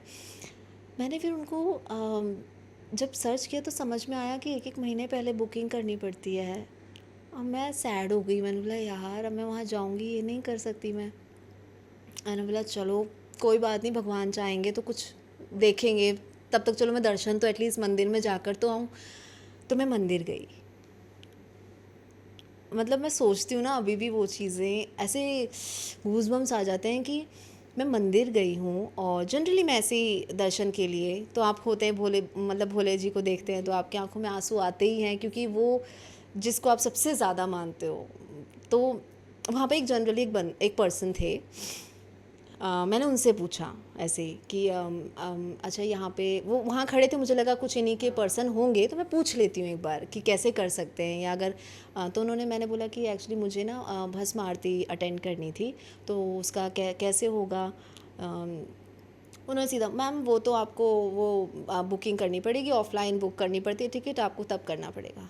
मैंने बोला अच्छा, मतलब कुछ और प्रोसेस नहीं है जैसे मैं कर सकूं, क्योंकि मैं बहुत दूर से इतने आई दूर हूँ। से आने के बाद दर्शन न मिले। तो बोले कि नहीं मैम वैसा तो ऐसा कुछ है नहीं है, आपको वही, या तो अब एक ये भी है कि जैसे, फिर मैंने बोला ये जो बड़े बड़े सेलिब्रिटीज़ होते हैं, शाहरुख खान तो नहीं, जैसे अब हमारे ये जो अभी कितने वरुण धवन वगैरह जाते हैं, ये सब कैसे जाते हैं, मतलब कैसे इनको मिलता है एंट्री, कुछ स्पेशली कुछ ऐसा है क्या। तो उन्होंने बोला कि मैम देखिए वो तो हैवी अमाउंट दे के जाते हैं, एक दक्षिणा देते हैं ना लोग कि भाई एक इनके नाम पे कुछ दान करते होंगे या जो भी रहता होगा। तो उन्होंने बोला कोई 3-4 लाख रुपए वो देते हैं ऐसा। मैंने बोला क्या मैंने बोला अच्छा, मैंने बोला तो फिर नहीं हो पाएगा क्या, कह रहे नहीं मैम वैसे ही वही प्रोसेस है आपको, तो वही ऑनलाइन आप 1 महीने पहले आप बुक करोगे तो आपको मिल जाएगा, वो भी देखना पड़ेगा, फिर आपको 7 बजे से लाइन लगानी पड़ेगी शाम को, सुबह 4 बजे के लिए। अब मैं वहाँ पे ऐसे क्या, अब मैं इतनी थक चुकी थी कि मैं अब 10 घंटे कैसे खड़ी रहूँगी, और प्रोसेस भी नहीं पता है। मैंने बोला ओके ठीक है। तब जैसे जैसे अब फिर जब मैं जाने लग गई, उन्होंने नंबर एक्सचेंज कर दिया कि मैम फिर भी आप अपना नंबर दे दो, अगर कुछ होगा तो आई लेट यू नो। मैंने बोला एक्चुअली मेरी क्या है, कल की फ़्लाइट है, तो कल 10 बजे की फ़्लाइट है मेरी, तो अगर होगा तो प्लीज़ बताइएगा, ऐसे करके मैं दर्शन अच्छे से करके मैं निकल गई। एंड मैं आप बिलीव नहीं करोगे कि मेरे को 9 बजे फ़ोन आता है कि मैम हमने मैसेज आया था कि मैम हमने बात की है, ऐसा ऐसा रहेगा और इतना अमाउंट आपको देना रहेगा, और मतलब एक वीआईपी एंट्री लगा लो आप कि ऐसा कर सकते हैं, ठीक है। मैंने बोला ओके, मेरा तो ये था कि मुझे जाना है, मैं तो उसमें थी कि मैं ठीक है। तो मैंने बोले आपको फिर आप 12 बजे आ जाना। तो मेरे को ना ऐसे थोड़ा एक बार मैंने ओके बोल दिया, अब वो ना आधे घंटे में फॉलोअप चल रहा है। अब मैं ना डर गई। फिशी वाइब आ रही है हाँ, अभी। क्योंकि आजकल ज़माना नहीं है ना कि आपको ऐसा कोई अच्छा बंदा कोई मिले। अब मैं वो सोच रही हूँ कि मैं कहीं गलत तो नहीं फंस रही, कौन था मैं जिससे बात कर आ गई। अब मैं वहाँ पर अब उनके कंटिन्यू फ़ोन मैसेजेस लाइनें लग गई, कि मैम आप 12 बजे तक रेडी रहना, या आपको ना बर्सन का फ़ोन आएगा, ये मेरा जो है ये बंदा है, आप इनसे बात कर लेना, ये आपको एंट्री वीआईपी करा देगा, आपको बस रेडी रहना है पर। हाँ। मैंने बोला ओके, और मेरे को बहुत फिशीनेस हो रहा था, बहुत मेरे को अलग अलग ख्याल आ रहे हैं, उल्टे सीधे आ रहे हैं, पता नहीं कहाँ कहाँ से, कि भोलेनाथ ये क्या हो रहा है, कि इतना तो अच्छे दुनिया में नहीं है भाई, कि ना तो मैं कोई वरुण धवन हूँ या मैं कोई ऐसी हूँ कि भाई मुझे जो है अलग अटेंशन दिया जा रहा है, ऐसा कुछ है नहीं। अब मैं जब वहाँ पे मैंने ना बहुत, जब मैं परेशान हो गई, मैंने अपना फ़ोन साइलेंट किया, मैंने बोला भाई मैं नहीं जा रही हूँ, पता चल मैं कहीं और ही पहुँच जाऊँ, और मैंने सो गई साइलेंट करके। और मैं उनके इतने लंबे लंबे मैसेजेस थे, मैं वो सब हटा के सो गई। मतलब छोड़ो, बाद में देखी जाएगी, मैं नेक्स्ट में बुकिंग करके ही आती हूँ। अब मैं सो गई। अब मेरे को 2:30 बजे ऑटोमेटिकली आँख खुलती है, और मैंने जनरली ऐसे ही फ़ोन देखा तो उसमें 10 मिस कॉल और इतने सारे मैसेजेस। मैं फिर डर गई, उस टाइम मेरी नींद ही उड़ गई कि भगवान ये क्या है। मैंने सिर्फ हेल्प बोला था कि अगर होता है तो, इतना पीछे तो कोई नहीं पड़ता जनरली, इतनी हेल्प, और ना उसका कोई फ़ायदा है, ना मैं उसको कोई पैसे दे रही हूँ या कुछ है, वो पैसे की भी बात नहीं हुई है। उसने बोला इतना अमाउंट लगेगा अगर आपको चाहिए है तो, वो भी अभी मुश्किल है। उसने क्या बोला कि बुकिंग है भी और नहीं भी। अब ऐसे में मैं कैसे जगी रहूँ, मैंने बोला नहीं है बुकिंग, इतना ऑन द स्पॉट नहीं होता है। मैं सो गई थी। जब मैंने उठ के देखा इतने सारे कॉल मैसेजेस, मैंने भगवान का नाम लिया, मैंने बोला भोलेनाथ अब आप ही का भरोसा है, आप बचा लेना, मैं तो आपके भरोसे जा रही हूँ। मैंने शार लिया और मैं पहुँच गई मंदिर, क्योंकि मैं, अब हम इतने बेवकूफ़ भी नहीं हैं कि हमें कहीं और कोई बुला रहा हो उस गली में आ जाना, ऐसे तो कोई भी नहीं जाएगा। मेरे को जाना था मंदिर ही, मतलब मंदिर ही बुला रहा है तो फिर ठीक ही है। तो मंदिर पहुंच गए और वहाँ बहुत अच्छी चहल पहल, बहुत अच्छा एनवायरनमेंट, जो सुबह के दर्शन के लिए पूरी फूल माला तिलक विलक सब चल रहा है। अब वहाँ पे बंदा वेट कर रहा है, वहाँ पे वो लेने आया है, वहाँ से फ़ोन पे बात हुई है, आप उन्हें अंदर भेज दो। मेरे से फ़ोन पे बात हुई कि आप बात करा दो मैं वो गार्ड को, वरना और लाइन लगी है। हाँ। इतनी लंबी लाइन, वहाँ से मैं बीच में से जा रही हूँ, कैन यू इमेजिन। बाबा बुला रहे हैं। आई वॉज लाइक कि ये क्या, और मैं चलती जा रही हूँ। उन्होंने बोला मैम यहाँ लाइन आप लगा लो, आपको हाफ एन आवर तो लाइन लगानी पड़ेगी, मैं आपको आगे ही मिलूँगा। मैंने बोला ओके। अब मैं बोली यहाँ से कहाँ जाना है तो कहते मैम यहीं से, आपको जैसे लोग जा रहे हैं ना, आप पहुँच जाओगे वहाँ पर, आपको हाफ एन आवर तो लाइन लगानी पड़ेगी, और 4 बजे आरती, जो भस्म आरती है वो शुरू हो जाएगी। मैंने बोला ओके ठीक है। अब मैं इतनी शर्म में भी थी, मैं ज़्यादा नहीं बोल रही उनसे कि क्या है क्या नहीं। मैंने बोला ओके ठीक है। उन्होंने बैंड वगैरह जो था VIP का जो था वो दे दिया, उन्होंने मुझे पहना दिया। और वो किसी कॉस्ट्यूम में भी नहीं है, अपने जनरली कॉस्ट्यूम में है, नॉर्मल जैसे है अंकल लोग रहते हैं ना वैसा। मैं तो चली गई अंदर। अब इतनी अच्छे से दर्शन हुए, और उन्होंने वहाँ, जब मैं बैठी हूँ तो उन्होंने फ़ोन आया है, मैम आप बैठ गए ना अच्छे से। मैंने बोला हाँ भैया मैं बैठ गई हूँ। कह रहे दिख रहे हैं ना आपको शिव जी। मैं बोला हाँ जी मैं सेंटर में बैठी हूँ और मुझे दिख रहे हैं। कह रहे बस मैम आप वहाँ से हिलना मत, आप बस नंदी जी के पीछे बैठना, तो आपको सीधे दिखेंगे, अदरवाइज़ आप इधर उधर बैठ जाओगे ना तो आपको नहीं दिखेंगे। ये भी उन्होंने मुझे डायरेक्शन दिया, वरना मैं देख रही हूँ वहाँ पे लोग इतना दूर दूर बैठे हैं, वो टीवी में देख रहे हैं। तो टीवी में तो मैं यूट्यूब पे भी देख सकती थी तो उन्होंने बस इतना पूछा और फ़ोन रख दिया। मैं तो खो गई दर्शन में। और सारे इतने 6 बजे मैं बाहर निकली, मैंने सोचा उनको थैंक यू बोल देती हूँ, कहाँ है क्या है, गायब। ना उनका कोई फ़ोन, ना मैसेज, ना कोई पैसे मांगने के लिए भी फ़ोन नहीं आया कि मैंने आपकी एंट्री करवाई। Oh God. तब मुझे समझ में आया कि ये भोलेनाथ बुला रहे थे और मैं नहीं जा रही थी, और भोलेनाथ बुला नहीं रहे थे, खींच के ला रहे थे कि तू आ, तू क्यों नहीं आ रही है, तेरा सारा मैंने सेटिंग कर दी है। ओ गॉड, मतलब मैंने आपको सिर्फ एक छोटा सा ना 1 पॉइंट बताया है जो मेरे साथ हुआ है। ऐसे इतने सारे हैं, बोलते नहीं है, बताना चाहिए। ये मैंने सिर्फ एक दर्शक जो देख रहे हैं उनको एक बिलीव आएगा, और ये सिर्फ वही जानते हैं जो महादेव के भक्त हैं। स्वेर वो जो फीलिंग भाई साहब, मैं अभी भी सोचती हूँ तो मुझे ऐसा लगता है कि मैं कहाँ होकर आई हूँ। तो इसे समझ में आता है कि बाबा का हाथ, मैं उनको भुल्लू बुलाती हूँ, ठीक है, भुल्लू वो एक अलग ही नाम है। तो मैंने एक कहानी मतलब ऐसे ना बना रखी है कि मैं बीच में हूँ तो होता है ना कि आगे भुल्लू, नहीं आगे नंदी जी होते हैं ना, फिर रिक्शा तो मैं हमेशा बोलती हूँ कि आगे नंदी पीछे भुल्लू और ऊपर गुन्नू, मतलब उनके जो बेटे हैं तो मेरी अपनी स्टोरी है वो कि आगे नंदी पीछे भुल्लू और ऊपर गुन्नू, तो आपका कोई क्या बिगाड़ेगा। तो वो वाला मेरा एक बहुत ही इंटरेस्टिंग रहा है। मेरे को तो ऐसे गूज बम्स या आ गए एग्जैक्टली हैं लाइक कि इस फील वो हो रहा है, वो एक अलग एनर्जी होती है। बाप एंड रे। जब आप दिल से चाह रहे हो कि उस चीज़ को मैं मिलूँ, तो वो कितना भी कर मुझे लो तो तो 0 पॉइंट था, मैं तो इमेजिन कर चुकी थी नहीं होने वाला है, लेकिन ऐसा होगा वो तो नहीं समझ सोचा में था। आता है कि है, बाबा है। वेल बाबा तो हमेशा आपके साथ है, क्योंकि स्टार्टिंग से ही आना आपका यहाँ पे फर्स्ट हाँ शो इतना, तो लाइक वो एक ब्लेसिंग थी। और टचवुड आप इस लकी निकले इस मामले में। हाँ, लकी निकली। हाँ, मैं मतलब मैं भोलेनाथ जी को, मैं 7 ईयर से उनकी फास्टिंग, हर मंडे मेरा फास्ट भी रहता है। और ये ऐसा नहीं है कि किसी से सुना और ऐसा हम लोग करने लग गए, ये इनबिल्ड आता है। मैं जब पता भी नहीं होता था, मैं जस्ट फास्ट रखती थी। अब कब मैं उनके में बह गई हूँ, उनको मैंने मतलब मैं अब उनमें ही मिलना चाहती हूँ। मतलब उनसे मिलना क्या होता है कि उन्हीं में घुल जाना, उनके पास नहीं, उनमें रहना है, वैसी वाली एक। अब वो अपने आप आया है। मैं ऐसा कुछ सोचती नहीं हूँ कि हम 2-4 भगवानों में मैं भगवान सबको मानती हूँ, लेकिन मेरे जो भोलेनाथ हैं वो मेरे लिए सबसे ऊपर है। और मतलब मैं उनको एक बार बस पुकारती हूँ, मतलब मैंने बहुत बार नोटिस किया है, मैं सिर्फ एक बार, मैं कभी जब दिल से बुलाती हूँ ना, या मैं जब दिल से कभी दुखी होती हूँ, वो चीज़ें हो जाती हैं। तब फिर आपका भगवान से विश्वास जो ना भी करता हो ना, वो करने लग जाएगा। डायरेक्ट ब्लेसिंग्स है। डायरेक्ट ब्लेसिंग्स है, क्योंकि आपका कोई नहीं होता तो भगवान रहते हैं सबसे ऊपर। कि वो आज का टाइम ऐसा है कि सिर्फ भगवान ही रह सकते हैं आपके ऊपर, और कोई नहीं रहता और ना कोई साथ देता है, वो है। तो वेल लाइक आपने नेगेटिव रोल भी किया है, पॉजिटिव भी किया है, बट एक सर्टेन टाइम के बाद एक एक्टर को नेगेटिव रोल अगर किया है तो वही ऑफर होता है। What your take on this? Very true, होता है। होता है। ये किसी भी एक्टर से आप पूछोगे ना, ये होता है। क्योंकि टाइपकास्ट ना बहुत सिंपल है लोगों को करना। आपने ये माँ बन गए हो, आप अब माँ ही बनोगे। आपने ये लीड कर लिया है नेगेटिव, तो आप नेगेटिव ही प्ले करोगे।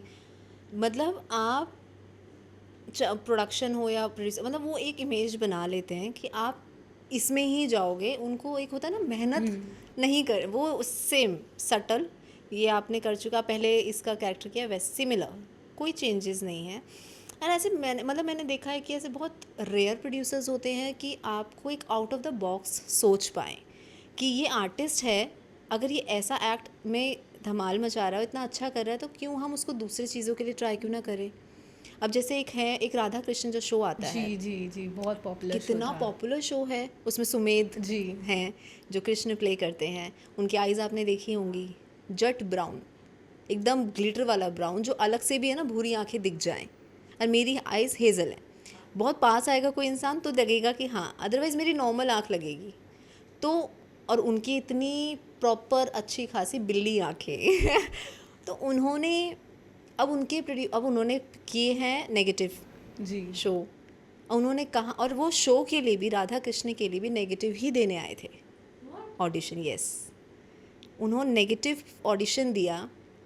प्रोड्यूसर ने कहाँ से उनका एक थॉट चला होगा, किस तरह के प्रोड्यूसर रहे होंगे कि एक वैम्प जिसने किया है उसको आप कृष्ण बना रहे हो। एक्जैक्टली, मतलब कितना बड़ा रिस्क है।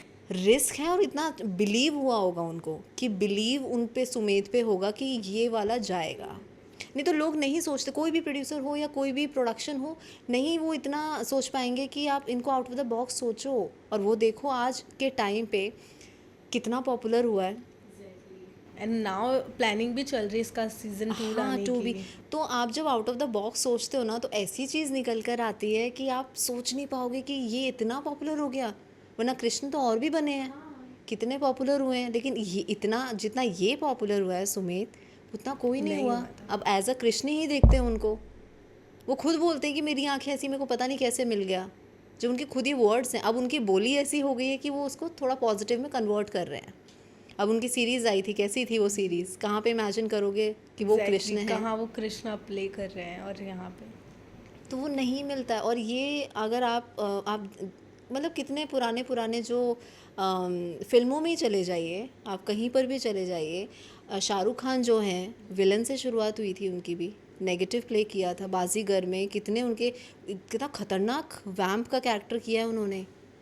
अब आज के टाइम पे वो शाहरुख रोमांटिक खान किंग। है और रोमांटिक उनको टाइटल दिया गया है। तो वो उन्होंने किसने किया है वो सबको मालूम है, तो वो ऐसे ही प्रोड्यूसर्स को सोचना चाहिए। और जब ये चीज़ आएगी ना, तभी तो आजकल शोज़ जो ना बहुत जल्दी जल्दी बंद हो रहे हैं, 3 महीने में, 2 महीने में, क्योंकि आप वो चीज़ आउट ऑफ द बॉक्स नहीं ले पा रहे हो, क्योंकि आपको थोड़ा अलग करना पड़ेगा। अगर आपको इंडस्ट्री में सर्वाइव करना है तो आपको एक थॉट से बाहर जाना पड़ेगा, थोड़ा सा सोचना पड़ेगा कि ये नहीं कि आप सिर्फ एक पॉजिटिव, मैंने देखा है कितनी बार कि पॉजिटिव जो प्ले करती हैं वो उनका लुक कई बार नेगेटिव भी होता है, हाँ, पर वो पॉजिटिव कर रही हैं क्योंकि वो एक बार कर लिया उन्होंने। वो बन जाता है कि हाँ ये इसी दायरे में ही रखना है। तो लाइक ऐसा होना चाहिए कि प्रोड्यूसर डायरेक्टर जो भी हैं उन्होंने एक सोच वो बदलनी बदलनी चाहिए, क्योंकि जैसे आप वेब सीरीज़ भी अगर आप देखेंगे आजकल, आज के टाइम में, तो आज जैसे अभी आप देखेंगे ना, पुराने पुराने जो हमारे टीवी एक्टर्स हैं जिनके टाइम में काफ़ी टाइम से काम नहीं है, आप अगर उनको देखोगे तो वो प्लेटफॉर्म OTT जो कर खुला रहे हैं, है, तो exactly। OTT खुल गया है उनके लिए, और कितनी अच्छी चीज़ है। लाइक एक चीज़ बेस्ट हुई OTT के आने से कि जिनके पास काम नहीं था नहीं उनको था, काम जो मिल पुराने गया। एक्टर्स हैं जो हाँ। टीवी के हैं, और मैं बहुत चीज़ें देखती हूँ, जैसे कि ये रिश्ता क्या कहलाता है जो पहले आता था, अक्षर और नैतिक वाला, मैं आज भी देखती हूँ क्योंकि वो स्टोरी बहुत यूनिक है और आज भी मज़ा आता है, इससे घरेलू वाला फील होता है उसको देख के। मैं आज के टाइम में इतना नहीं देखती, मैं उसको देखती हूँ, बट अनुपमा भी मैंने 1 साल तक देखा, उसके बाद मैंने बंद कर दिया। अब आजकल मुझे इतना नहीं इंटरेस्ट आ रहा है तो मैंने वो बंद कर दिया।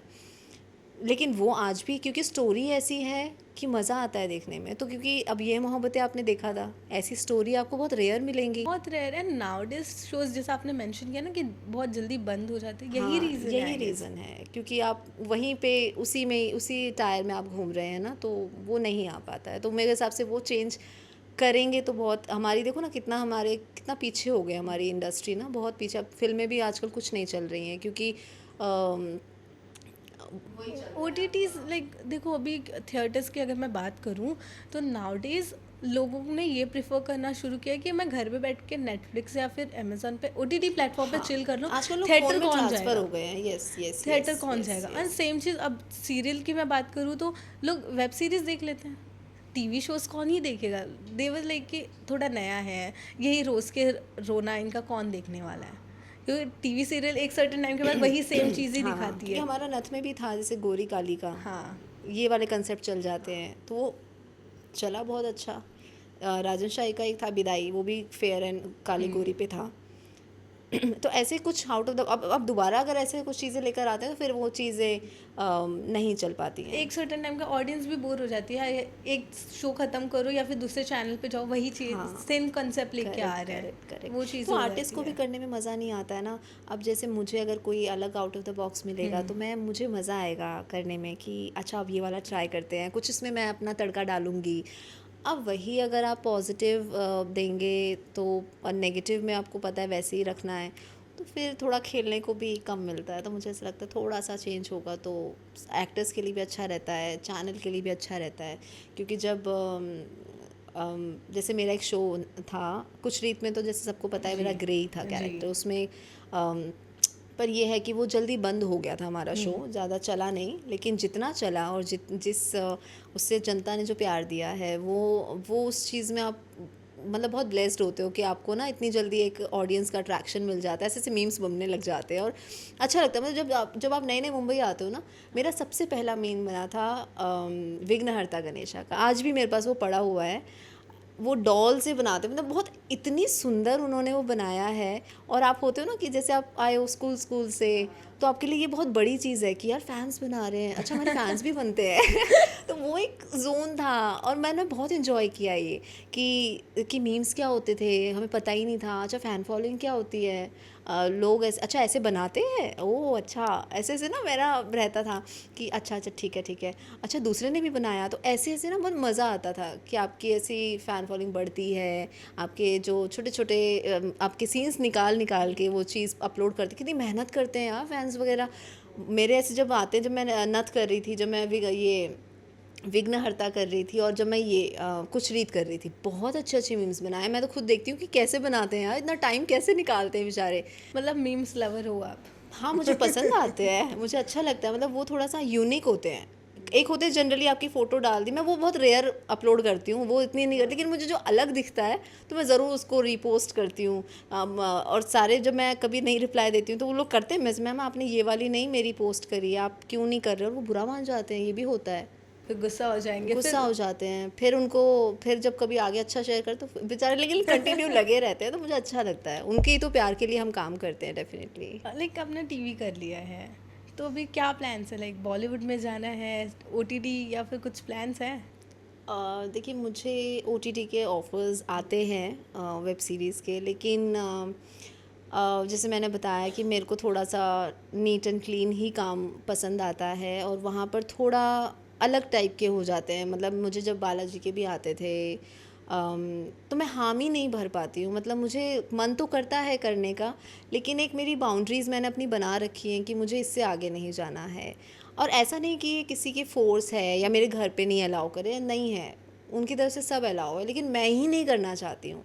मुझे ऐसा, जब एक कहते हैं ना कि आप जब तक अंदर से 100% नहीं होगे ना, और जब आपकी गट फीलिंग नहीं बोलती और आप कंफर्टेबल ही नहीं हो, तो आप नहीं कर नहीं कर सकते हो। मैं एक प्रोडक्शन था, मैं नाम नहीं लूँगी, बहुत बहुत ही नामी प्रोडक्शन था, मैं उनके प्रोडक्शन में गई थी एंड मुझे वहाँ पे एक्सप्लेन किया, और बहुत नंबर 1 और किसी के बहुत, और नंबर 1 और मैं आई हूँ, मुझे 1 ईयर हुआ है, तो सोचो मेरे में इतने गट्स थे कि मैंने ना बोला, लेकिन मेरा अंदर से मन था, मैंने सोचा कि एक बार क्या पता अंदर बात करेंगे तो कुछ चीज़ें अगर मैं अपने हिसाब से थोड़ा चेंज कर पाऊँ, कि मैं ये वाला तो नहीं कर पाऊँगी ऐसा वैसा। तो जब उन्होंने बात की मुझसे, तो अब होता है कि आपका प्रोडक्शन हेड और आपके 5-6 लोग आपके सामने बैठ के आपको कन्विंस कर रहे हैं कि मैम प्लीज़, अगर ये हम आपको अगर ये नहीं चाहिए हम ये कर देते हैं, लेकिन वो कंपलसरी स्टोरी है ऐसी, तो वो करना पड़ेगा। अब जहाँ पड़ेगा आ जाता है तो मैं थोड़ा सा अलर्ट हो जाती हूँ कि मैं नहीं कर पाऊँगी, और वो जितने शिद्दत से लगते हैं ना, वो तो मेरे को, मैं मतलब मेरा मन होता है कि मेरे से मुंह पे मना नहीं होता, मतलब मैं उस टाइप में नहीं हूँ कि मैं ब्लंटली बोल दूँ अरे नहीं नहीं मुझसे नहीं होगा, वो नहीं होता मुझसे। तो मैंने उनको उस टाइम पे मेरी एक डबिंग थी, तो मैंने उनको बोला कि आप मुझे मैंने ये भी डाल दिया कि नहीं मेरे घर पे ऐसे अलाउड, मैंने वो भी बहाना दिया, सब ऐसे मैंने सब बोला जहाँ तक मुझसे हो सकता था। तो मैंने उनको बोला ठीक है आप मुझे 5-10 मिनट दीजिए, क्योंकि मुझे डबिंग से भी फ़ोन आ रहा था, तो मैंने बोला मैं एक बार डबिंग करके आती हूँ। बोले ठीक है, तो आप बता कल फिर इतना परसों से शूट स्टार्ट होगा, और बजट यू डोंट बिलीव कि पर डे का कितना बताऊँ मैं आपको, मतलब 60,000 पर डे, और वो स्टार्टिंग हुआ था 40 से और वो 60 पे आ गए थे, जस्ट बिकॉज ऑफ कि एक होता है वो चैनल ना, वो प्रोडक्शन ऐसा है कि अगर वो आपको पसंद आ जाते हैं ना तो वो नहीं छोड़ते। और उनका कंसर्न था मेरी आँखें, उनको हेज़ल आइज़ का एक कंसेप्ट था जो उनको मेरी आँखों से ही खेलना था, कुछ ऐसे स्टार्टिंग वहाँ से थी, तो उनको मैं चाहिए ही चाहिए थी, क्योंकि वो बोल रहे थे मैम लेंस होता है, वो पता चलता है, अब जैसे नागिन करते हैं तो लेंस दिखती हैं प्रॉपर, बहुत एडिटिंग होती है, लेकिन वो ऐसा नहीं था। तो मैंने बोला कि अब मैंने वहाँ जब मैं डबिंग के लिए गई तो मुझे उनका फ़ोन आया, तो मैंने वहाँ फ़ोन पे मना किया कि, और वो बहुत पोलाइटली, और मैंने बोला कि ऐसा ऐसा, मैं प्लीज़ आप समझिए कि ऐसा है, मैं नहीं कर पाऊँगी, मैंने वहीं पे मना किया। लेकिन और फिर होता है कि आपको फिर नेक्स्ट टाइम पे ब्लॉक कर दिया जाता है, ये भी होता है, बट मुझे बुरा नहीं लगा, ठीक है अपने अपने लोग करते हैं। लेकिन मैं अपने उससे जो मेरा ज़मीर नहीं मान रहा, मैं उससे बाहर नहीं जा सकती हूँ। और लेकिन आज भी वो प्रोडक्शन मुझे बुलाते हैं, एक टाइम पे कर देते हैं, लेकिन वो कुछ और रही होंगे जो भी होंगे, फिर वो कहीं अलग शिफ्ट हो गए होंगे तो उन्होंने हटा दिया वहाँ से, और फिर वो आज भी मुझे कॉल करते हैं। तो ये एक पार्ट ऑफ लाइफ है और ये चलता है। मैं उस टाइम पे मैं समझ गई थी कि कैसे करते हैं, कैसे बात होती है, कैसे किस तरह से आंसर देना चाहिए। मैंने सोचा कि यार आंसर मैंने रूड भी नहीं दिया। आप अपने आप को शक करने लगते हो ना कि मैंने तो नहीं कुछ गलत बोल दिया, मैंने तो नहीं ऐसा कुछ कह दिया कि उनको बुरा लग गया, क्योंकि हम लोग थोड़े ऐसे हैं। जब नए नए आते हैं हम कहते हैं ना कि यार क्योंकि नंबर 1 प्रोडक्शन है, कैसे मैं अपने में डाउट कर रही थी फ्यूचर मुझे प्लान नहीं हाँ, दे दो कि मैंने सुना था कि प्रोडक्शन भी ब्लॉक मार देता है, ऐसा भी होता है। तो मैंने अपनी कहानी बना ली पूरी और मैं अपने पे डाउट कर रही हूँ, जबकि रियलिटी कुछ और है।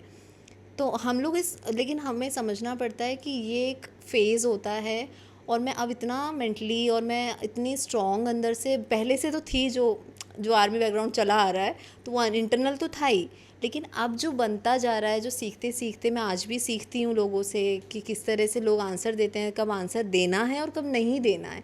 कई बार आपकी चुप्पी बहुत काम करती है।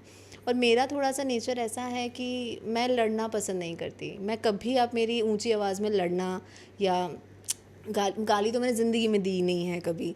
तो क्योंकि मेरे में पेशेंस अब इतना आ चुका है कि मैं अपना समझ गई हूँ, लोग आएंगे जाएंगे, ये चीज़ें एक पार्ट ऑफ लाइफ है, ये फेज़ आता है, okay fine.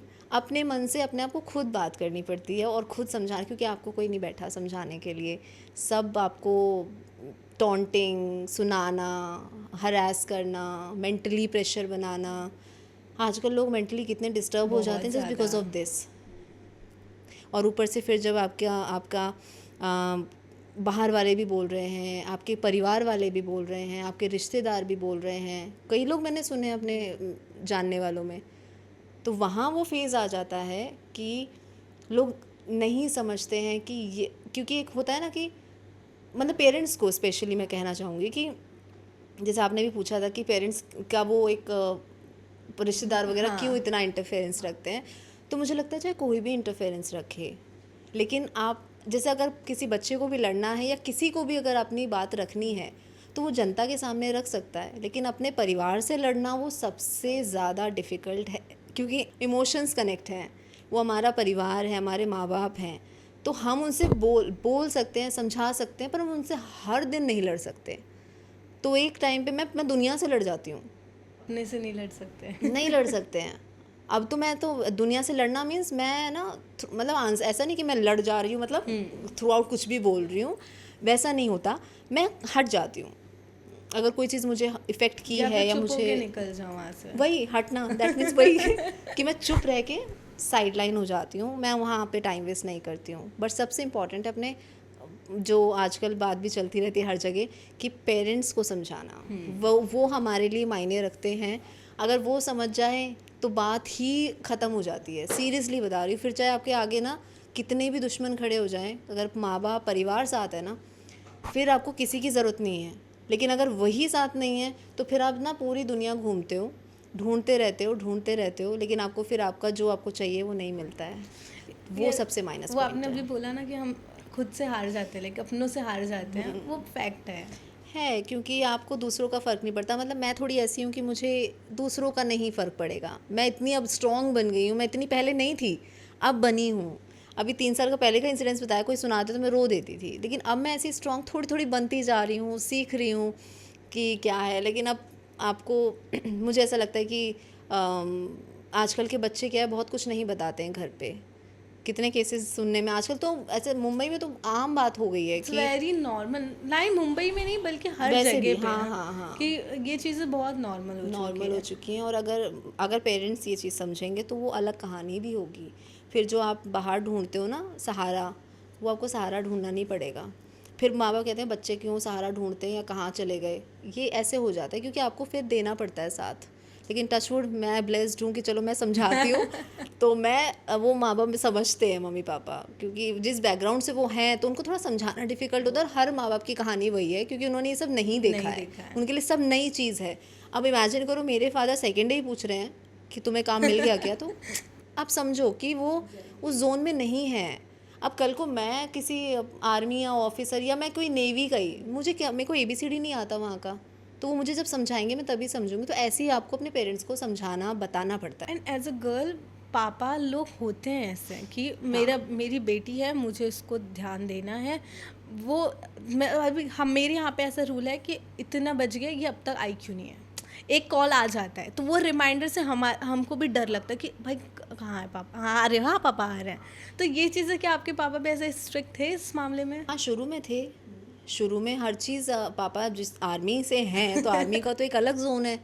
Normal father strict रहते हैं, मेरे तो फादर भी ऊपर से आर्मी वाले हैं। तो हम आर्मी वाले जो बच्चे होते हैं, माँ बाप होते हैं, इवन मेरा भाई, मेरा छोटा भाई है, ऐसा नहीं कि सिर्फ मुझ पे ही रिस्ट्रिक्शंस हैं या मुझ पे ही पूछा ताछी कर, उस पे भी उतनी ही है कि तुम्हें वहाँ जो पहली बात हमारा ना मतलब हम लोग का, मतलब मेरी फैमिली में 4 लोग ही हैं, मेरा भाई, मैं, मम्मी पापा, ठीक है। अब ऐसा नहीं है कि वो लड़का है तो वो उसको सब आज़ादी है, और सबसे अच्छी बात है कि वो ऐसा है ही नहीं। ऐसा नहीं उसको रोका जा रहा है, वो है ही नहीं। वो जैसे एक होते हैं 4-5 खड़े लड़के बात कर रहे हैं, होता है ना एक जनरली, वो भी नहीं करता वो। मैं छत पे नहीं जाती हूँ, जब मैं घर पे जाती हूँ ना, तो मेरे से अड़ोसी पड़ोसी जो होते हैं तो वो जनरली पूछते हैं कि तुम्हारे बच्चे दिखते क्यों। जब मैं वहाँ थी, अब तो मैं यहाँ आ गई हूँ, लेकिन जब मैं उधर थी तो वो जनरली पड़ोसी पूछते हैं कि तुम्हारे बच्चे ही नहीं दिखते हैं। ना मैं बाहर जाती थी, ना मैं छत पे तक नहीं जाती थी कि मैं पौधों को ही देख के आ जाऊँ या मैं थोड़ी सनलाइट ले लूँ। मैं अंदर ही, हमारा मतलब 2-3 फ्लोर हैं, तो मैं ऊपर नहीं, ऊपर फर्स्ट सेकंड में ही मैं घूमती हूँ। अब वो इसीलिए पूछ, और मेरा भाई भी ऐसा ही है, मेरी मम्मी भी ऐसी ही हैं कि अड़ोसी पड़ोसियों में बैठ के आंटियों से गप्पे नहीं मारती, वो भी नहीं मारती हैं। तो मेरे अंदर भी शायद वो इनबिल्ड है। तो मेरे को ना वो ऐसे चुगलियाँ करना, गॉसिप करना, वो हमारे अंदर मेरे से इनबिल्ड में ही है, वो लगा लो आप ये, क्योंकि मम्मी ऐसी हैं तो मैं भी ऐसी हूँ। मेरे डैडी को है थोड़ा, करते हैं वो बात, लेकिन वो भी आर्मी टू आर्मी पर्सन, उनका एक अलग जोन है, उनका एक अलग अथॉरिटी है, स्ट्रिक्टनेस रहती है। जब हम जब हम ऑफिस भी जाते हैं तो वो एक अलग एनवायरनमेंट होता है। मैंने ऐसे ऑफिसेज नहीं देखे होते हैं जो आर्मी वाले हैं, जैन करके बोलते हैं, कितने अलग अलग ही उनका एक बहुत अलग जोन है, सल्यूट करके। मैं जब शुरू में देखती थी तो बहुत अच्छा लगता था, लेकिन हमारे लिए वो ना बहुत नॉर्मल था, तब इतना नहीं ध्यान देते थे। लेकिन अब जब सोचते हैं कि वो जोन क्या था, हम कहाँ से निकले हैं, अब कहाँ पहुँच गए हैं, तो वो जब मैं फ़र्स्ट टाइम मुंबई आई थी तो ऐसे ना थोड़ा चौल टाइप दिख रहा था मुझे। और मैंने तो ऐसे सपनों की नगरी बनाया था कि मैंने तो ऐसे बिल्डिंगें खड़ी कर ली थी कि बहुत बड़ी बड़ी बिल्डिंग होंगी और यहाँ मेरा ऐसा घर होगा, ऐसे में सब सपने बुन लिए थे। लेकिन जब इधर आई तो यहाँ पे तो बहुत कचरा रहता है, बहुत Reality गंदी, check. हाँ, गड्ढों, इतने सड़कों में इतने गड्ढे हैं। क्योंकि मैं सोचा वहाँ शाहरुख खान, सलमान खान रहते हैं तो अपना जोन होता है ना कि वो तो फिर अलग ही दुनिया है भाई, लेकिन वो उल्टा निकला।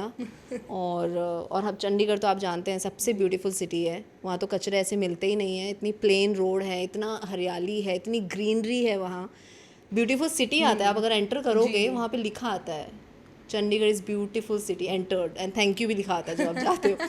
तो वहाँ से आना और फिर यहाँ पे देखना, और जब पेरेंट्स आते हैं, और जब मैं आई थी शुरू में तो मैंने 1 आवर के लिया था, जो हर कोई लेता है स्टार्टिंग में, ठीक है।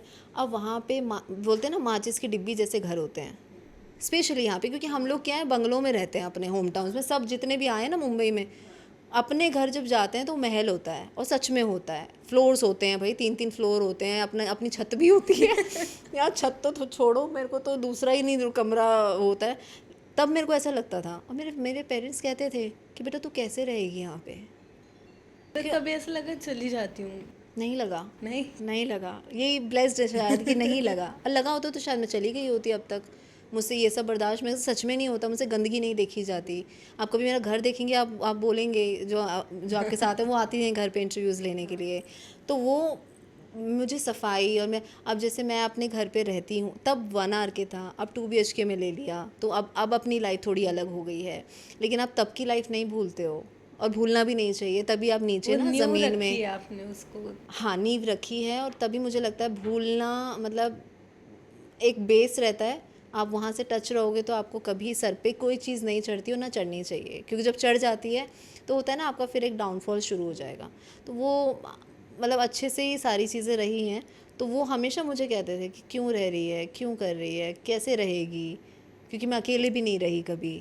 तो बहुत टफ था, फैमिली को मनाना एक अलग भी टास्क होता है, फिर काम ढूंढना, फिर काम करना, बहुत लंबा प्रोसेस है भाई। मुंबई आने से पहले ये सब चीज़ें आपको बहुत फेस करना पड़ता है, और अगर आपका कोई बैठा है तो फिर बात ही ख़त्म है। जैसे हम जिसने आजकल फिल्म में जैसे शाहरुख खान के बेटे आना चाहते हैं, अब आ जाएंगे आराम से, काजोल की बेटी आना चाहती है आ जाएंगी, या जो आ भी रहे हैं, श्रीदेवी की बेटी आ गई, दूसरी भी आ गई हैं, तो उनके लिए बहुत सॉफ्ट है। लाइक यू थिंक दैट ना कि एक गॉड फादर होना ज़रूरी है अगर इस इंडस्ट्री में आप नए हो तो? देखो, अगर आपको सिर्फ काम करना है तो वो ज़रूरी है, लेकिन चलना आपके हाथ में है, वो आपको चला नहीं सकते।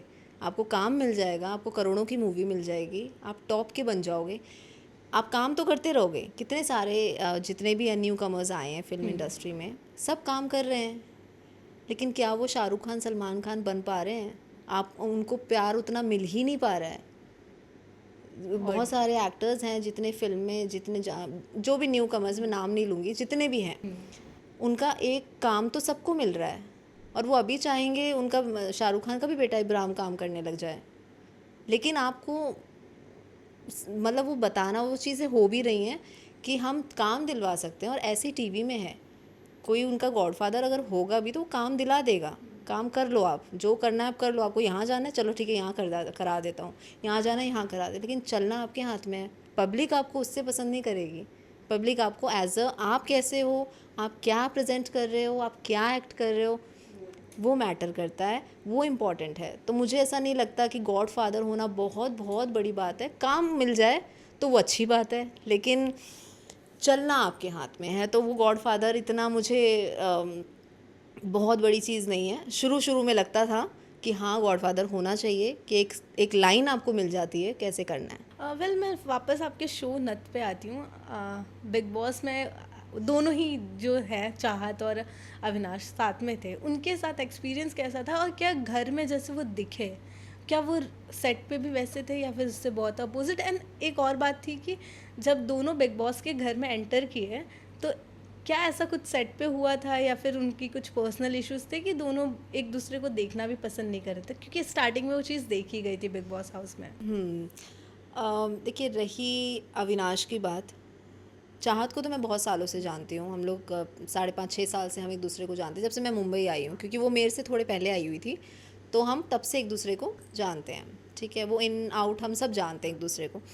रही अविनाश की बात, अविनाश को देखिए, जब मैं एंटर हुई थी नथ में, ठीक है, वो आफ्टर लीप वो निकल चुका था, वो दूसरा शो अपना, हाँ, तो वो उसमें था नहीं। मैं एज अ पर्सन मैं उनको जानना नहीं बोलती हूँ कि जस्ट हाय हेलो हो गई, वो हम जानने वाले में नाम नहीं लेंगे। पर चाहत को मैं जानती हूँ, और ऐसा क्या सेट पे हुआ होगा, देखो क्या है कि हर को एक्टर की अपनी बॉन्डिंग होती है। अभी किसी ने मुझसे एक इंटरव्यू में भी पूछा था पिछले, जब बिग बॉस चल रहा था, कि हमने कभी भी उनको आपस में इंटरव्यूज़ देते हुए देखा ही नहीं है, ना कभी आया है। मैं बोला नहीं, ये तो गलत है, उन्होंने करा है इंटरव्यू। और ऐसा नहीं आप शुरू में आते ही लड़ने लग जाओगे, कुछ हुआ होगा, कुछ तो ऐसी चीज़ें हुई होंगी जो वो रिएक्ट करी हैं, या उसका एक साइड वर्जन दिखा होगा, तो वो एक माइनस पॉइंट हुआ होगा, लेकिन वो पता नहीं है किसी को भी। तो रही चाहत की बात, तो चाहत जैसी थी वो तो दिख ही रही थी शो में, तो है मतलब उसको थोड़ी थोड़ी बात भी बुरी लगती है। वो डिपेंड करता है कि आप किस सिचुएशन में, ज़रूरी नहीं है। एक होता है कि आपको क्या बात बुरी लग जाए, आप सोचोगे ये तो कुछ भी बात नहीं थी, और मेरे साथ भी हो जाता है ऐसा कई बार कि जो सोचेंगे भी नहीं मेरे को वो बुरी लग जाएगी, लेकिन सामने वाला क्या अपने हिसाब से सोचते हैं कि वेल शो में ऐसा भी था कि सलमान खान जब उनकी मॉम आई थी तो उन्होंने एक चीज़ बोली थी कि अगर आप मेरी बेटी का बॉयफ्रेंड लेके आते हो तो मैं आपको 21 लाख रुपए समथिंग कुछ अमाउंट देंगी। यस, तो एक क्या ऐसा कुछ था उनका कुछ सीन कि इतने कॉन्फिडेंसली, और फिर बाद में सलमान सर ने भी कुछ चीज़ें उनकी फुटेज बाहर लाई कि ये है चीज़ें हैं, ये करती हैं, अब तो आपकी मम्मी नहीं कह रही हैं। तो लाइक देखिए उसकी मम्मी, मैंने हमेशा ये कहा है कि वो है, उसकी मम्मी को बिलीव है, और हर माँ बाप को अपने बच्चे पे होता है कि वो ये नहीं कर सकता है। उसकी मम्मी साथ में आती जाती रहती हैं, अभी तो वो अकेली ही रहती है, उसकी मम्मी तो अपने होम टाउन रहती है दमोह में, जहाँ से वो बिलोंग करती है। तो रही बॉयफ्रेंड गर्लफ्रेंड, ये देखो पहली बात तो मुझे समझ में ही नहीं आया था कि बिग बॉस को इसमें इंटरफेरेंस ही नहीं करना चाहिए था, मतलब ये उसके बाहर की बात है। और अब ऐसा, अब बिग बॉस है भी तो कंसेप्ट ऐसा कि वो उनको जो मसाला दे वो लेकर आएंगे, तो उन्होंने वही अपना गेम खेला। एंड पहला तो क्वेश्चन ही वो था कि उन्हें नहीं पूछना चाहिए था। अगर किसी की अपनी पर्सनल लाइफ है, कोई हाइड करके रखना चाहता है तो इट डजेंट मैटर कि यार आप ओपन ही करके रहोगे। तो वो था एक, लेकिन जैसे मैं उसको इतने सालों से जानती हूँ, मैंने कभी उसने अपने बॉयफ्रेंड के बारे में ऐसा कुछ नहीं बताया है, ना कभी उसने अब क्या है कि हमारे सीन्स ऐसे होते हैं कई बार, अब हम लोग अगर साथ में भी फ़ोटो खिंचा रहे हैं तो वो आगे पोस्ट कर देंगे भाई, जब जब कल को जैसे बिग बॉस में मैं ही जाऊँ तो भाई कोई भी को एक्टर के साथ आपकी वो चीज़ें जोड़ देंगे। या और जिसकी बारे में बात हो रही थी वो उसकी हमारी बहू सिल्क एक शो आता था, उसका एक्टर था वो, तो वो भी मैं मिली हूँ, हम एसजे स्टूडियो में ही थे, तो उसका साइड वाला सेट जो था वो हमारी बहू सिल्क था, एंड मेरा ये मोहब्बतें था, दैट उस टाइम की बात है ये। तो मैं मिली उससे, ऐसा कुछ नहीं था, और होता तो फिर वो आई थिंक बिग बॉस पूरी तरह से लेकर आते, वहीं पे सीधा खड़ा कर देते लड़के को। But exactly. लड़के ने भी बोला कि ऐसा कुछ नहीं था, तो वहीं पे बात ख़त्म हो गई थी। तो अब वो 21 लाख वेस्ट हो गए। वेल अगर आपको चांस मिलता है बिग बॉस जैसे रियलिटी शो में जाने का, तो आप जाएंगे?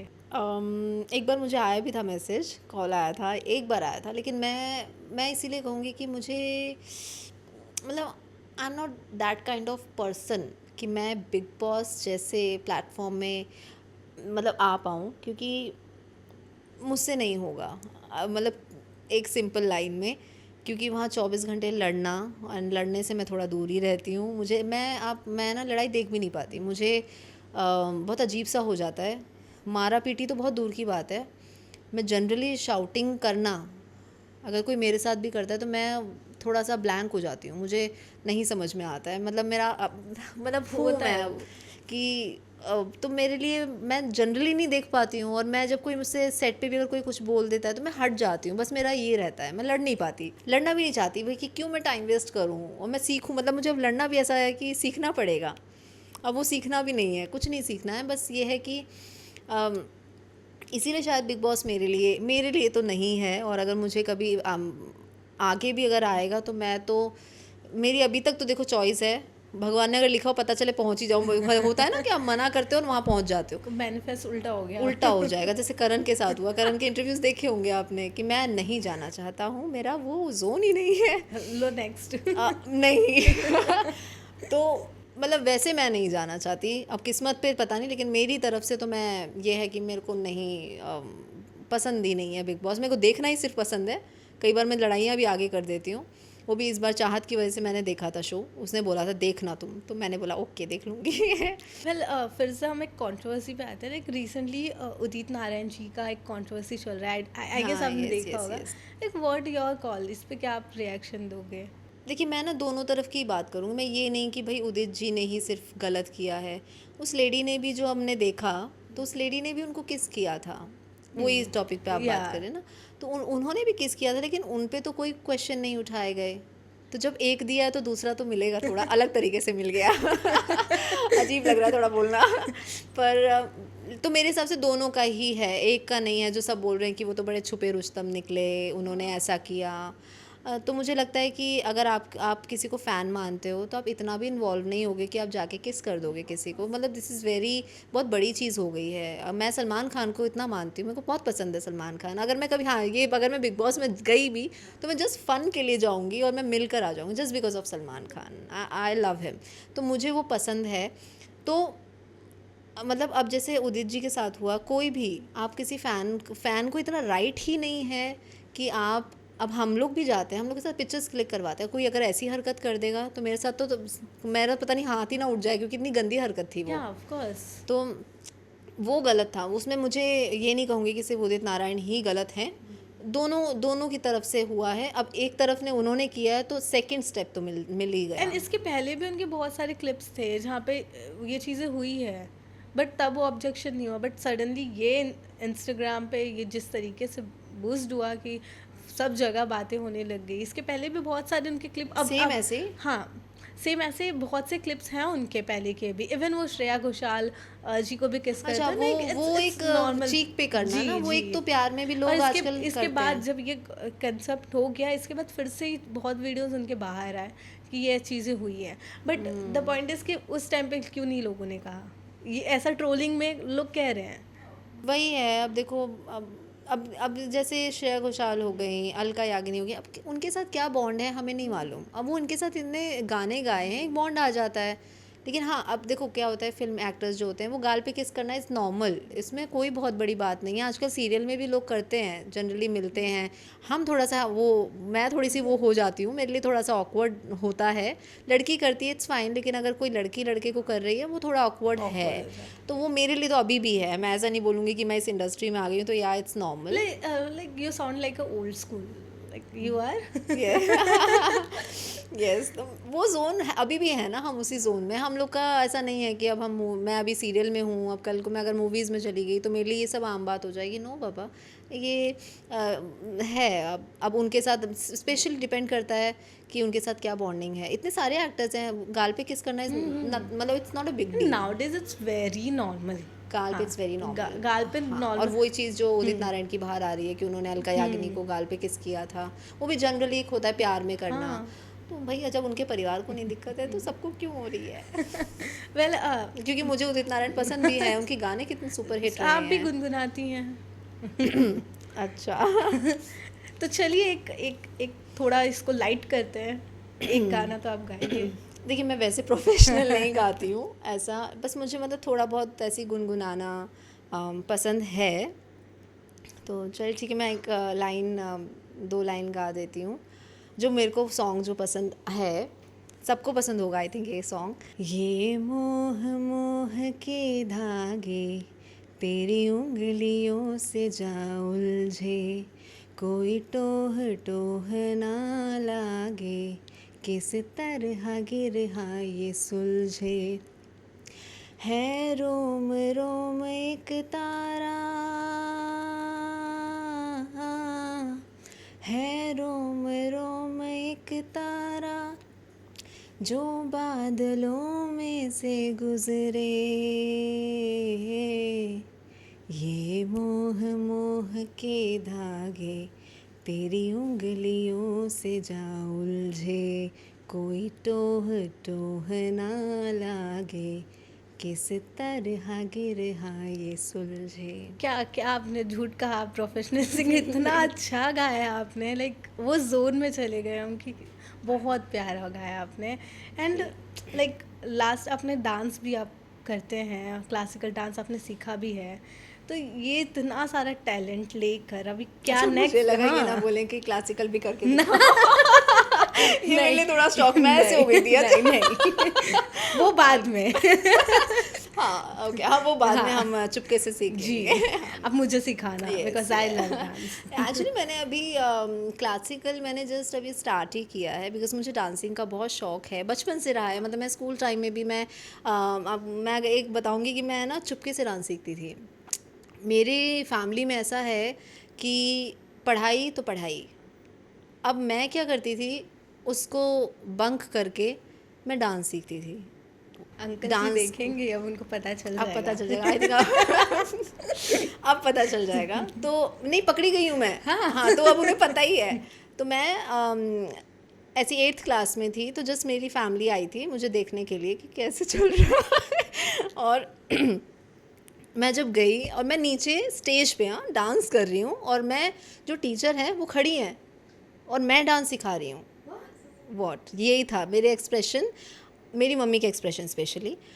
अब वो ना धीरे से देखने गए कि मैं अपनी लड़की को देख के और टीचर से बात करके हम आ जाएंगे, क्योंकि मैं ना पीछे पड़ जाती हूँ। अरे आप आए, मैं खुश हो गई, मैं ऐसे ना मेरा जोन ही अलग हो जाता है एकदम, मैं घर वाला फील्ड में आ जाती हूँ। तो और मैं साथ जाने की भी ज़िद करती हूँ फिर कई बार कि मेरे को अभी ले चलो, अब घर हो गया मेरा। तो वो मेरे को सिर्फ देखने आए थे और वो देख रहे हैं मुझे, मैं हुई नहीं क्लास में। तो ना टीचर से पूछा कि अनुपमा से दिख नहीं रही है, कह रहे वो कई बार नहीं होती।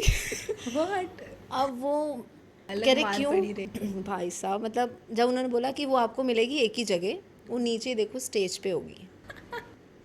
कह रहे स्टेज पे क्या करी, कह रहे डांस सिखा रही है या सीख रही है, ऐसे ही कुछ करती है वो।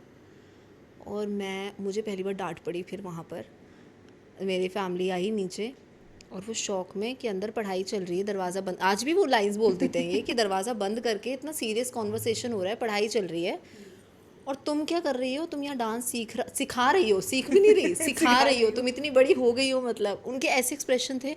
और मेरे मतलब उस टाइम पे ऐसा था कि मेरे डैडी अगर लुक भी दे देना तो उनके लुक ही बहुत खतरनाक था। खत्म, उधर ओवर, खत्म, गेम हाँ हाँ। उनकी आंखें भी ना ऐसी हैं जैसे मेरी हैं ना वैसी हैं, तो उनकी आंखें बहुत डेंजर हैं और हल्की हल्की रेड भी रहती हैं, तो बहुत स्ट्रिक्ट। कभी उस टाइम की बात है, अब तो नहीं, पर उस टाइम की। तो वो मेरे लिए एक शॉकिंग था कि मैं पकड़ी गई कि मैं डांस करती हुई। और तब मेरा इतना पढ़ाई में इतना इंटरेस्ट मेरा शुरू से नहीं रहा है, मैं इतनी पढ़ाकू टाइप नहीं हूँ। मुझे ऐसा था कि जैसे 12th में मेरे को घर में बोल दिया गया कि आपको इतने परसेंटेज अगर आप लेकर आते हो तो हम आपको मुंबई भेज देंगे। तब मेरे मामा थे यहाँ पर, तो मुझे आने का शौक़ था। तो मैं अच्छा ठीक है, तो मैं वैसे पढ़ाई में हूँ नहीं, लेकिन उस चक्कर में मैं पहली बार 80% ले आई। पहली बार मैं खुद शौक में थी, मेरे 80% कैसे आ गए। तो वो मैं तब मेरे घर वाले आज भी बोलते हैं कि हमें नहीं पता था, मतलब तू जानकर नहीं पढ़ती है, तेरे में दिमाग है पर तू पढ़ती नहीं है, जस्ट बिकॉज ऑफ दिस। तो वो आज भी वो मेरे को बोलते हैं, क्योंकि मेरे डैड तो है ही स्ट्रिक्ट। और इंसिडेंस एक बार हुआ भी था किसी के साथ, पटैक, वो वाला सीन। क्या क्या सीन था ये ये जानना चाहेंगे। एक सीन था स्कूल टाइम में, जैसे होते हैं कुछ लोग बहुत पीछे पड़ जाते हैं, तो अम, वैसे पीछे पड़ना एक अलग होता है, एक बहुत ज़्यादा पीछे ही पड़ जाना वो एक अलग है। तो मैंने डैडी को बता पागल दिया, आशिक। पागल, हाँ। तो वो, अब मैं थी 10th क्लास में उस टाइम पर। अब मैं ट्यूशन जाती थी वहाँ से अपने घर से, और वही साइकिल में, क्योंकि मेरे डैड ने मुझे बहुत टाइम तक, तो फ़ोन भी मुझे कॉलेज के एंड में मिला है, इतने स्ट्रिक्ट रहे हम लोग कि फ़ोन भी मुझे 12th के 3rd उसमें रहा। और एक्टिवा भी मुझे तब मिली है, ऐसा नहीं कि मुझे एक्टिवा वो मिल गई। डैडी बोले हम दिलाएंगे ही नहीं अभी, साइकिल में ही जाओ, साइकिल में ही करो। मैं कॉलेज तक साइकिल में गई हूँ, फर्स्ट ईयर तक। उसके बाद मुझे जब परेशान हुई मैं, तब जाके मुझे एक्टिवा Real गिफ्ट की struggle. गई। रियल स्ट्रगल तो वहाँ भी चल रहा था मेरा। तो वहाँ पे एक जो पर्सन था, कोई थोड़े से मेरे से 4-5 साल बड़े होंगे वो, तो वो डेली साइकिल के पीछे आना, जो एक बहुत ही स्टूपिड थिंग्स होती हैं उस टाइम पे और बहुत इरिटेटिंग थी। तो मैंने हिम्मत करके मैंने मम्मी को बताया, मम्मी ने डैडी को बता दिया। और उस टाइम पे मुझे फ़ोन दिया पहली बार कि तुम जाओ और वहाँ पे हमें फ़ोन कर देना कि वो आएगा। तो वहाँ पे था, वो तो रहता ही है। तो वो चीज़ वहाँ पर डैडी ने जो उसको पकड़ पकड़ के जो है दौड़ा दौड़ा के मारा है। और वो वाला लुक जो है, मैं डैडी का पहली बार देखा। और मैं भी डर गई थी, क्योंकि मैंने कभी ऐसा देखा नहीं ना, मैं ऐसा कभी चीज़ें करती हूँ। मैं भी कभी ऐसी चीज़ें ना लेट इट गो कर देती हूँ, क्योंकि हम गर्ल्स हैं, ये चीज़ें हमारे साथ ऑलमोस्ट जनरली एक तो वो तो चलता रहता है। लेकिन अगर कोई हद से ज़्यादा करते तो फिर आपको घर पे बताना चाहिए, क्योंकि वो आपके ऊपर आ जाता है ना, फिर आप रिस्क में रहते हो, आज नहीं तो कल। तो फिर वो चीज़ें डैडी ने वो पैर पड़वा के माफ़ी मंगवाई है, बिकॉज़ वो जानते नहीं थे कि मैं आर्मी वाले की लड़की हूँ। क्योंकि नहीं जानते ना, कौन जानेगा, हमारा कहाँ फेस पे थोड़ी लिखा होता है। लेकिन बैच लेके घूम रहे हैं हम। अब तो लगता है बैच लगा लो। तो आजकल गाड़ियों में भी तो रहता है आर्मी। अपना मेरा साइकिल में तो आर्मी नहीं दिखा सकते। अब गाड़ी होती तो गाड़ी से डैडी भेजते, तो वो अलग होता। डैडी नहीं, ये सब डैडी ने सब स्ट्रगल करवाया है, सब वो, चाहे वो कितनी वो अच्छी पोस्ट पे हैं, सब कर सकते हैं, फ़ोन भी दे सकते हैं, एक्टिवा दे सकते हैं, जो गाड़ी चाहिए गाड़ी के लिए भी ड्रॉपिंग मिलेगा। लेकिन नहीं, डैडी ने बोला एक टाइम पे ही सब मिलेगा, ताकि तुम वैल्यू करोगी उस चीज़ की। और मेरे साथ नहीं, मेरे भाई के साथ भी सेम, उसको हॉस्टल भेजा हुआ था। तो हम सब ऐसे, जब उसको मारा, उसके घर पे बुलाया गया, पुलिस स्टेशन भी गए। और आर्मी वाले की तो पुलिस सुनेंगी सुनेंगी, Of course. वो ऐसे ही सुनते हैं। और मैं तो आर्मी बैकग्राउंड और पुलिस वाला बैकग्राउंड भी है, तो वो चीज़ें तो हैं ही हैं। तो जब उसकी फैमिली को बुला के, उसकी मम्मी ने भी उसको थप्पड़ मारा, बहुत सीन हुआ। बोले वो तेरी छोटी बहन जैसी है, तो तेरी हरकत कैसी है ये, तो बहुत पैर भी छुपाए। मैं तो पीछे ही हट रही थी, बहुत ऑकवर्ड मोमेंट था वो। अभी थोड़ा फन में लग रहा है, लेकिन उस टाइम पे बहुत हॉरिबल और बहुत ऐसा हो गया था। मैं फिर भी डर रही थी कि आगे पता नहीं कुछ ऐसा ना हो जाए, या फिर वो कुछ अलग स्टेप ना ले। वो एक होता है क्या, रिवेंज टाइप हो जाते हैं अलग तरह के लोग आजकल तो हैं, लेकिन चलो। पर वो लकीली ऐसा कुछ नहीं हुआ। और क्योंकि डैडी 2-3 और लोग थे आर्मी के, क्योंकि अब साथ में ही ऑफिस था ना, तो वहाँ पे एक फ़ोन करो, सब हाजिर हैं, सब हाजिर हैं। तो वो चीज़ हुई है। तो वो चीज़ मेरे को लगा कि हाँ, आपको कभी भी ऐसी छोटी मोटी चीज़ें कभी लेट इट गो नहीं करनी चाहिए। You have to tell your parents जब आप पे इतनी बड़ी कोई चीज़ हो। आजकल तो हम खुद ही हैंडल कर लेते हैं, अब इतने हम माइंड सेट हो गया है कि हम खुद ही हैंडल कर सकते हैं। लेकिन तब 9th-10th में आप बच्चे होते हो, तो आपको वो छोटी छोटी चीज़ बतानी भी चाहिए, क्योंकि उस टाइम का माइंड सेट बहुत अलग होता है लड़कों का भी। वेल अभी आपने ये बात कही है, इन रियल लाइफ रोमांस चल रहा है, समथिंग कुछ है? Romance boyfriend? या you have, you are dating some? ना बाबा, ये तो क्वेश्चन ही गलत है। मैं ना, मतलब कैसे बोल सकते हैं कि एक होता है, जैसे अच्छा आपने बोला भी था कि मैं रेड पहन कर आई हूँ, तो वैलेंटाइन डे की तो तैयारी नहीं हो रही है। नहीं नहीं, ऐसा मेरा को एक्चुअली रेड कलर पसंद भी है। तो नहीं, मेरा ना काम में मेरा इतना वो है कि मैं इन सब चीज़ें से, मैं आपको भी बोला कि मैं शुरू से टाइम पास नहीं करती हूँ किसी भी चीज़ को लेके। ना मैं ज़्यादा ओवर बैठती हूँ कि जहाँ आपका रिक्वायरमेंट नहीं है, जहाँ आपकी बातचीत नहीं है, सिर्फ एक फ़न जोन के लिए मैं वहाँ भी नहीं जाती हूँ। मेरा जहाँ काम है मैं वहीं जाऊँगी। मैं शुरू से ऐसी रही हूँ, और ये बनाया नहीं है, मैं हूँ ही ऐसी। तो मेरा इन फ्यूचर हो कुछ पता नहीं, वो मैं जो बोलती हूँ, मैं महादेव पे मैंने सब छोड़ा हुआ है। मुझे अभी कोई रिक्वायरमेंट नहीं है, मुझे कोई ऐसी नीड नहीं लगती है। मैं जो मुझे बात करनी है, मेरे महादेव बैठे हैं। और मैं कई बार नहीं भी बोलती हूँ तो वो मेरे दिल की समझ बात रही खुद चली जाती है। तो मैं उन पे इतना बिलीव करती हूँ कि मुझे ये जब बॉयफ्रेंड इन परपंचों में मेरे को सूझता ही नहीं है।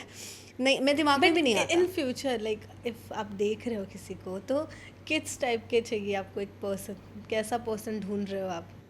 देखिए, पर्सन तो ऐसा कुछ लिस्ट नहीं होती है आपको कभी।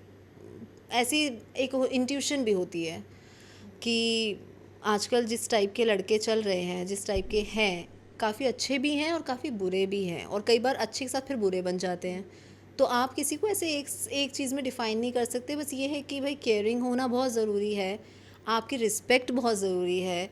ये नहीं कि बस शादी हो जाती है या बॉयफ्रेंड बन जाते हैं, गर्लफ्रेंड जो भी है, फिर आप उसी में ही रहो, लिमिट में रहो। वो चीज़ें आपको बहुत फिर एक लड़की को गिराने वाली बात हो जाती है, क्योंकि आज जब जब सब लड़के लड़कियां कहते हैं कि लड़का लड़की अब एक बराबर है, तो मुझे लगता है कि वो इक्वालिटी होना बहुत ज़रूरी है। रिस्पेक्ट ही, प्यार आपका क्या होता है ना, एक टाइम पे ख़त्म हो जाता है। मुझे ऐसा लगता है कि आपका एक टाइम पे चलेगा, बहुत अच्छे से चलेगा। शुरू में जो होता है, हर किसी का प्यार बहुत अच्छे से चलता है, लेकिन एक टाइम पे फिर वो ख़त्म हो जाता है। लेकिन अगर आप, एक होता है कि आप अगर किसी की रिस्पेक्ट करते हो ना, वो आपका रिश्ता हमेशा चलाता है, क्योंकि आप वो एक दायरा बॉन्ड क्लोज नहीं करते हो। तो मुझे लगता है कि वो अगर आपके पास है, फिर आपको सेकेंड स्टेज में जाने की ज़रूरत नहीं पड़ेगी, और उसी से आपका रिश्ता, ये तो मैं आपको 3-4 साल के, मैं मतलब लाइफ टाइम की बात, क्योंकि मैं थोड़ी ऐसी हूँ कि अगर ये नहीं चाहिए कि आज ये कल वो परसों वो, जो चलता ही रहता है लोगों का, ये चीज़ें मुझे समझ में नहीं आती हैं। ओल्ड स्कूल लव में बिलीव ओल्ड करते स्कूल हो? लव मतलब एक आपका एक हो, और वही हो, और वही मरते दम तक हो, मतलब ऐसा पार्टनर चाहिए होता है। लाइक नाउडेज तो रिलेशनशिप ऐसा ही हो चुका है कि चल रहा है, चलने दो, उसके बाद देखते हैं। नहीं, Like, आजकल बहुत है। बहुत टर्म्स भी आ गए हैं। हाँ। हम, मुझे भी नहीं पता था, हमें भी पता चला बेंचिंग, ब्रेड क्लम्बिंग, क्या पता है जेंजी टर्म्स है, सिचुएशनशिप, ये सारी हाँ, चीज़ें आ ये गई सब तो है। मैं सिचुएशनशिप तो हाँ मैंने अब सुना है, मेरे को तो समझ में ही नहीं आता था सिचुएशनशिप क्या है। लेकिन अब वेब सीरीज़ में देखते हैं तो ये समझ आता है, अच्छा ये मतलब है सिचुएशनशिप का। ये टॉपिक ही ना बहुत अलग है। मतलब अब लोगों का ना प्यार और इन सब चीज़ों में नहीं पढ़ना चाहिए मेरे हिसाब से। तो आपको सबसे पहले अपना काम पे ही इतना कर लो ना कि आपका वो स्टेज ही ख़त्म हो जाता है, फिर आप सेकंड स्टेज पे चलो। आजकल लोग बहुत नॉर्मली कर रहे हैं।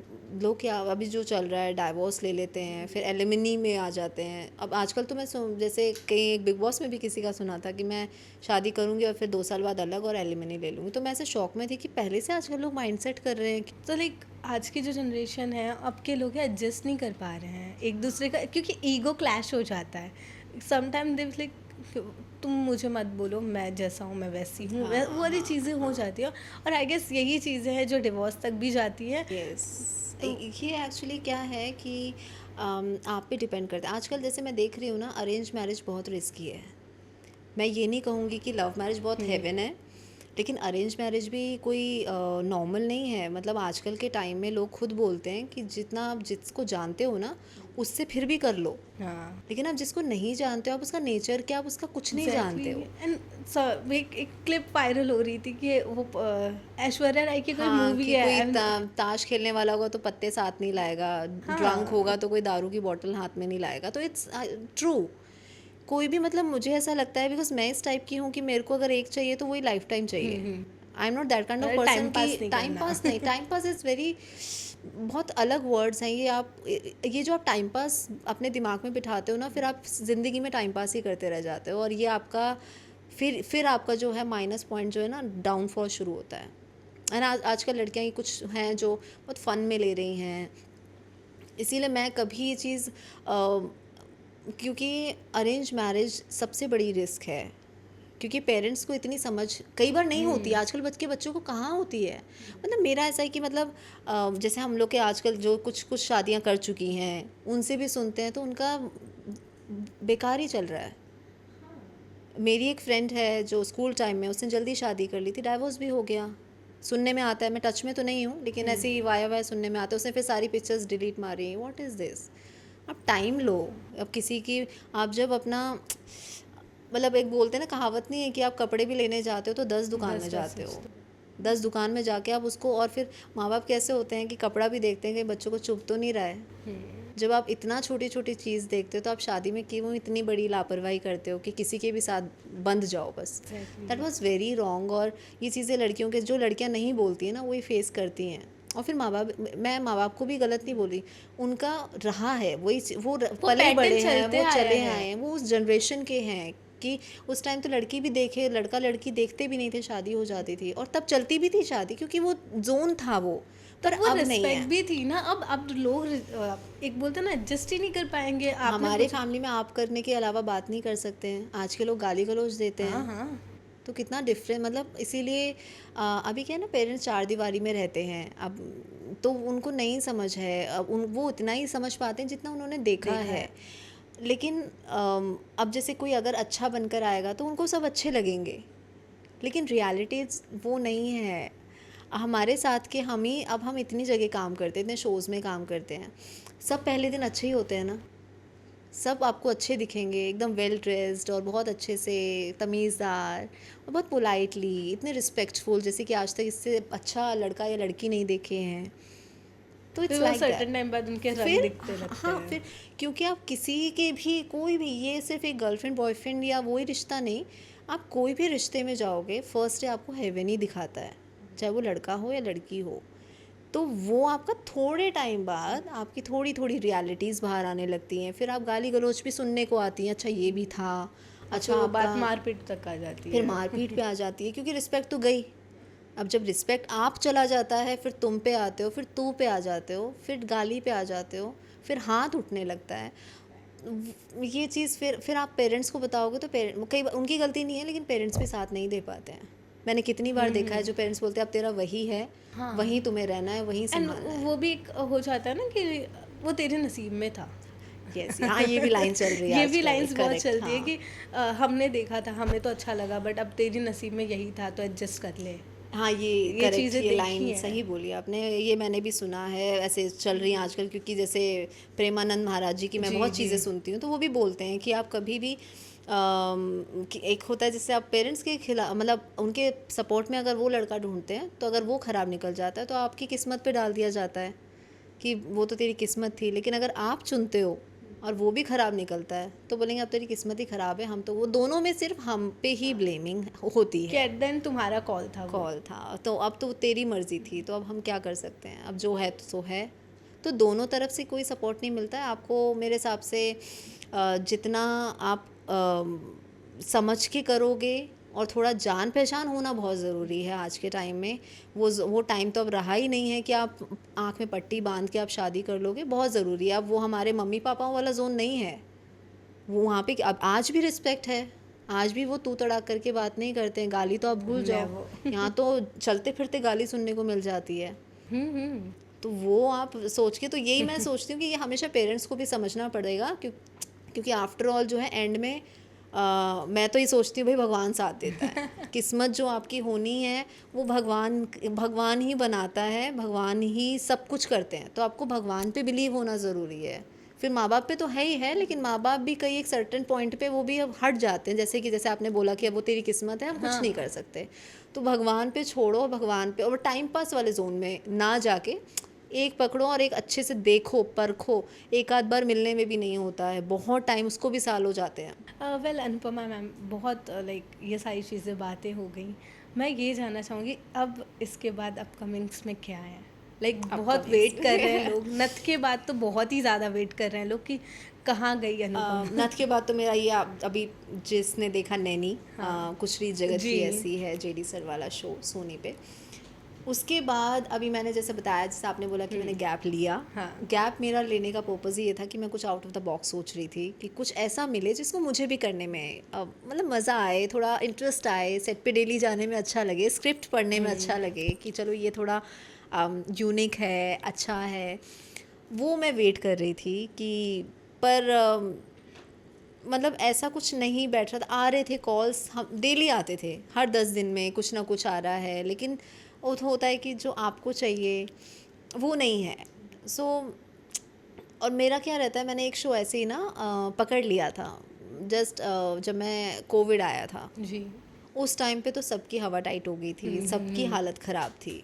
कोविड ने कोविड सिखा दिया बहुत कोविड कुछ। में अब मानोगे नहीं, जब मैं आई थी तब मेरा ये, मैं आके सेटल ही हुई थी थोड़ा सा, और ये कोविड आ गया। लेकिन सबकी तो पैर के नीचे ज़मीन ही खिसक गई थी, क्योंकि काम छिन गया, काम हट गया, काम नहीं मिल रहा है, घर नहीं जा, मुंबई जैसे शहर में रहना, खर्चा देखना। खर्चा देखना, आपकी पेमेंट्स अटकी होती हैं। अब जो नॉर्मली होते हैं घर वाले बोलते भाई तुम्हारी पेमेंट का क्या है, वो तो हमेशा है रेडी। देखो मेरा क्या है, मैं कभी भी फाइनेंशियली नहीं वीक रही हूँ, क्योंकि मेरे घर में वो हमेशा आज भी पूछ लेते हैं, सोचो आज भी पूछ लेते हैं, मतलब आप भगवान के उससे नहीं है अभी नीड इतनी, लेकिन आज भी पूछ लेते हैं कि कभी तुम्हें कुछ ज़रूरत हो बेटा तो बताना। अगर कोई इतना भी कह देता है ठीक बस है, लेकिन भगवान ने उतना दिया है कि चलो नहीं है अभी ज़रूरत, अपना अच्छा काम चल रहा है। लेकिन उस टाइम पे, लेकिन लकीली थी कि मेरे को, मैंने एक ना शो जनरली पकड़ लिया, कोई बालाजी की वेब सीरीज़ थी, उसका शूट आधा हुआ आधा रह गया, और वो अच्छी वेब सीरीज़ थी, तो मैं उस जोन में आ गई। लेकिन उसके बाद फिर मुझे और ये रहता है कि अब वेब सीरीज़ जब आप करते हो उस टाइम पे आपको मिल गई, वही बहुत बड़ी बात है। मैं तो देख रही थी लोगों के तो काम ही छिन रहे थे, और काम छिनने के बाद फिर उसके बाद मिलने बंद हो गए, क्योंकि प्रोडक्शंस की इतनी शॉर्ट टाइमिंग हो गया कि भाई आप वेब सीरीज़ में आ गए थे, तो वो बहुत बहुत ज़्यादा अजीब सिचुएशन थी। तो मैं उस टाइम पे सोच रही थी अब क्या, क्योंकि मेरा ना ग्राफ बहुत अच्छा था, मैं 3 शो साथ में कर रही थी। फिर एक जज्बात था जिसमें मैं राजीव खंडेलवाल के साथ जो हम लोग डांस वांस सब कर रहे थे, वो भी बालाजी का, वो संदीप सिकंद जो हैं वो बालाजी के ही प्रोड्यूसर एकता मैम के साथ थे, तो उन्होंने अपने प्रोडक्शन में मुझे वो दिया था। तो मैं एक तरह से 3-4 शो कर रही हूँ ऑन द स्पॉट, और मैं नई आई थी, तो मैं खुश थी और मेरा ग्राफ बहुत अच्छा चल रहा था। And on the spot Covid के आते स्टॉप। मैं तो ब्लैंक ही थी कि अब क्या होने वाला है। लेकिन उस टाइम भी अगर 1-2 वेब सीरीज़ भी मुझे मिली, वो मेरे लिए ब्लेसिंग से कम नहीं था, सीरियसली। अलग ही कहानी चल गई थी ना कि, और लेकिन उस टाइम पे फिर मेरा उस प्रोडक्शन से ना थोड़ा कट ऑफ ही हो गया, क्योंकि गैप आ गया। फिर वो सारी चीज़ें फिर दोबारा से रिकॉल हुई कि क्या चल रहा है। तब धीरे धीरे फिर मैडम सर, बिंदिया सरकार, एंड देन फिर नथ, कृष्णा गौरी की कहानी, एंड फिर मैं ये कुछ रीत जगत की है। और रही अब जो आप पूछा है कि मैं अपकमिंग का, देखिए अपकमिंग मैंने एक शो साइन किया है, ठीक है, लेकिन मेरा मानना वैसा रहता है कि जब तक ऑन फ्लोर, जब तक सारी चीज़ें नहीं हो जाती हैं ना, just not because of sine कि साइन कर दिया आपकी ड्यूटी हो गई। आपको पता है इंडस्ट्री ऑन द स्पॉट अच्छा हो के बुरा भी हो जाता है, चलते हुए भी बंद हो जाता है, कुछ भी हो सकता है, यू नेवर नो। तो मेरा मानना वो रहता है कि जब तक हो ना जाए सारे फॉर्मेलिटीज़, शूट ऑन एयर हो जाए, चलने लग जाए, तो दुनिया को तो दिख ही जाता है। लेकिन आप शूट भी शुरू हो जाता है तो अब होने ही वाला है, तो वो चीज़ फिर लेकिन ये अच्छा है कि आ रहा है एक नए शो। अब मेरे को जो पसंद आया वो मैंने पकड़ा अभी शो। चलो देखते हैं अभी क्या नया ट्विस्ट आएगा, क्या किस रोल में दिखने वाले, बहुत एक्साइटिंग होने वाला है। Well I wishing you all the best, and जल्दी ही मिलेंगे। मुझे बहुत अच्छा लगा आपसे बात करके, बहुत सारी चीज़ें पता चली, बहुत कुछ सीखा भी आपसे, अच्छा लगा आपसे मिलके, and wishing you all the best. Thank you so much being a part of our channel. Thank you so much. Thank you.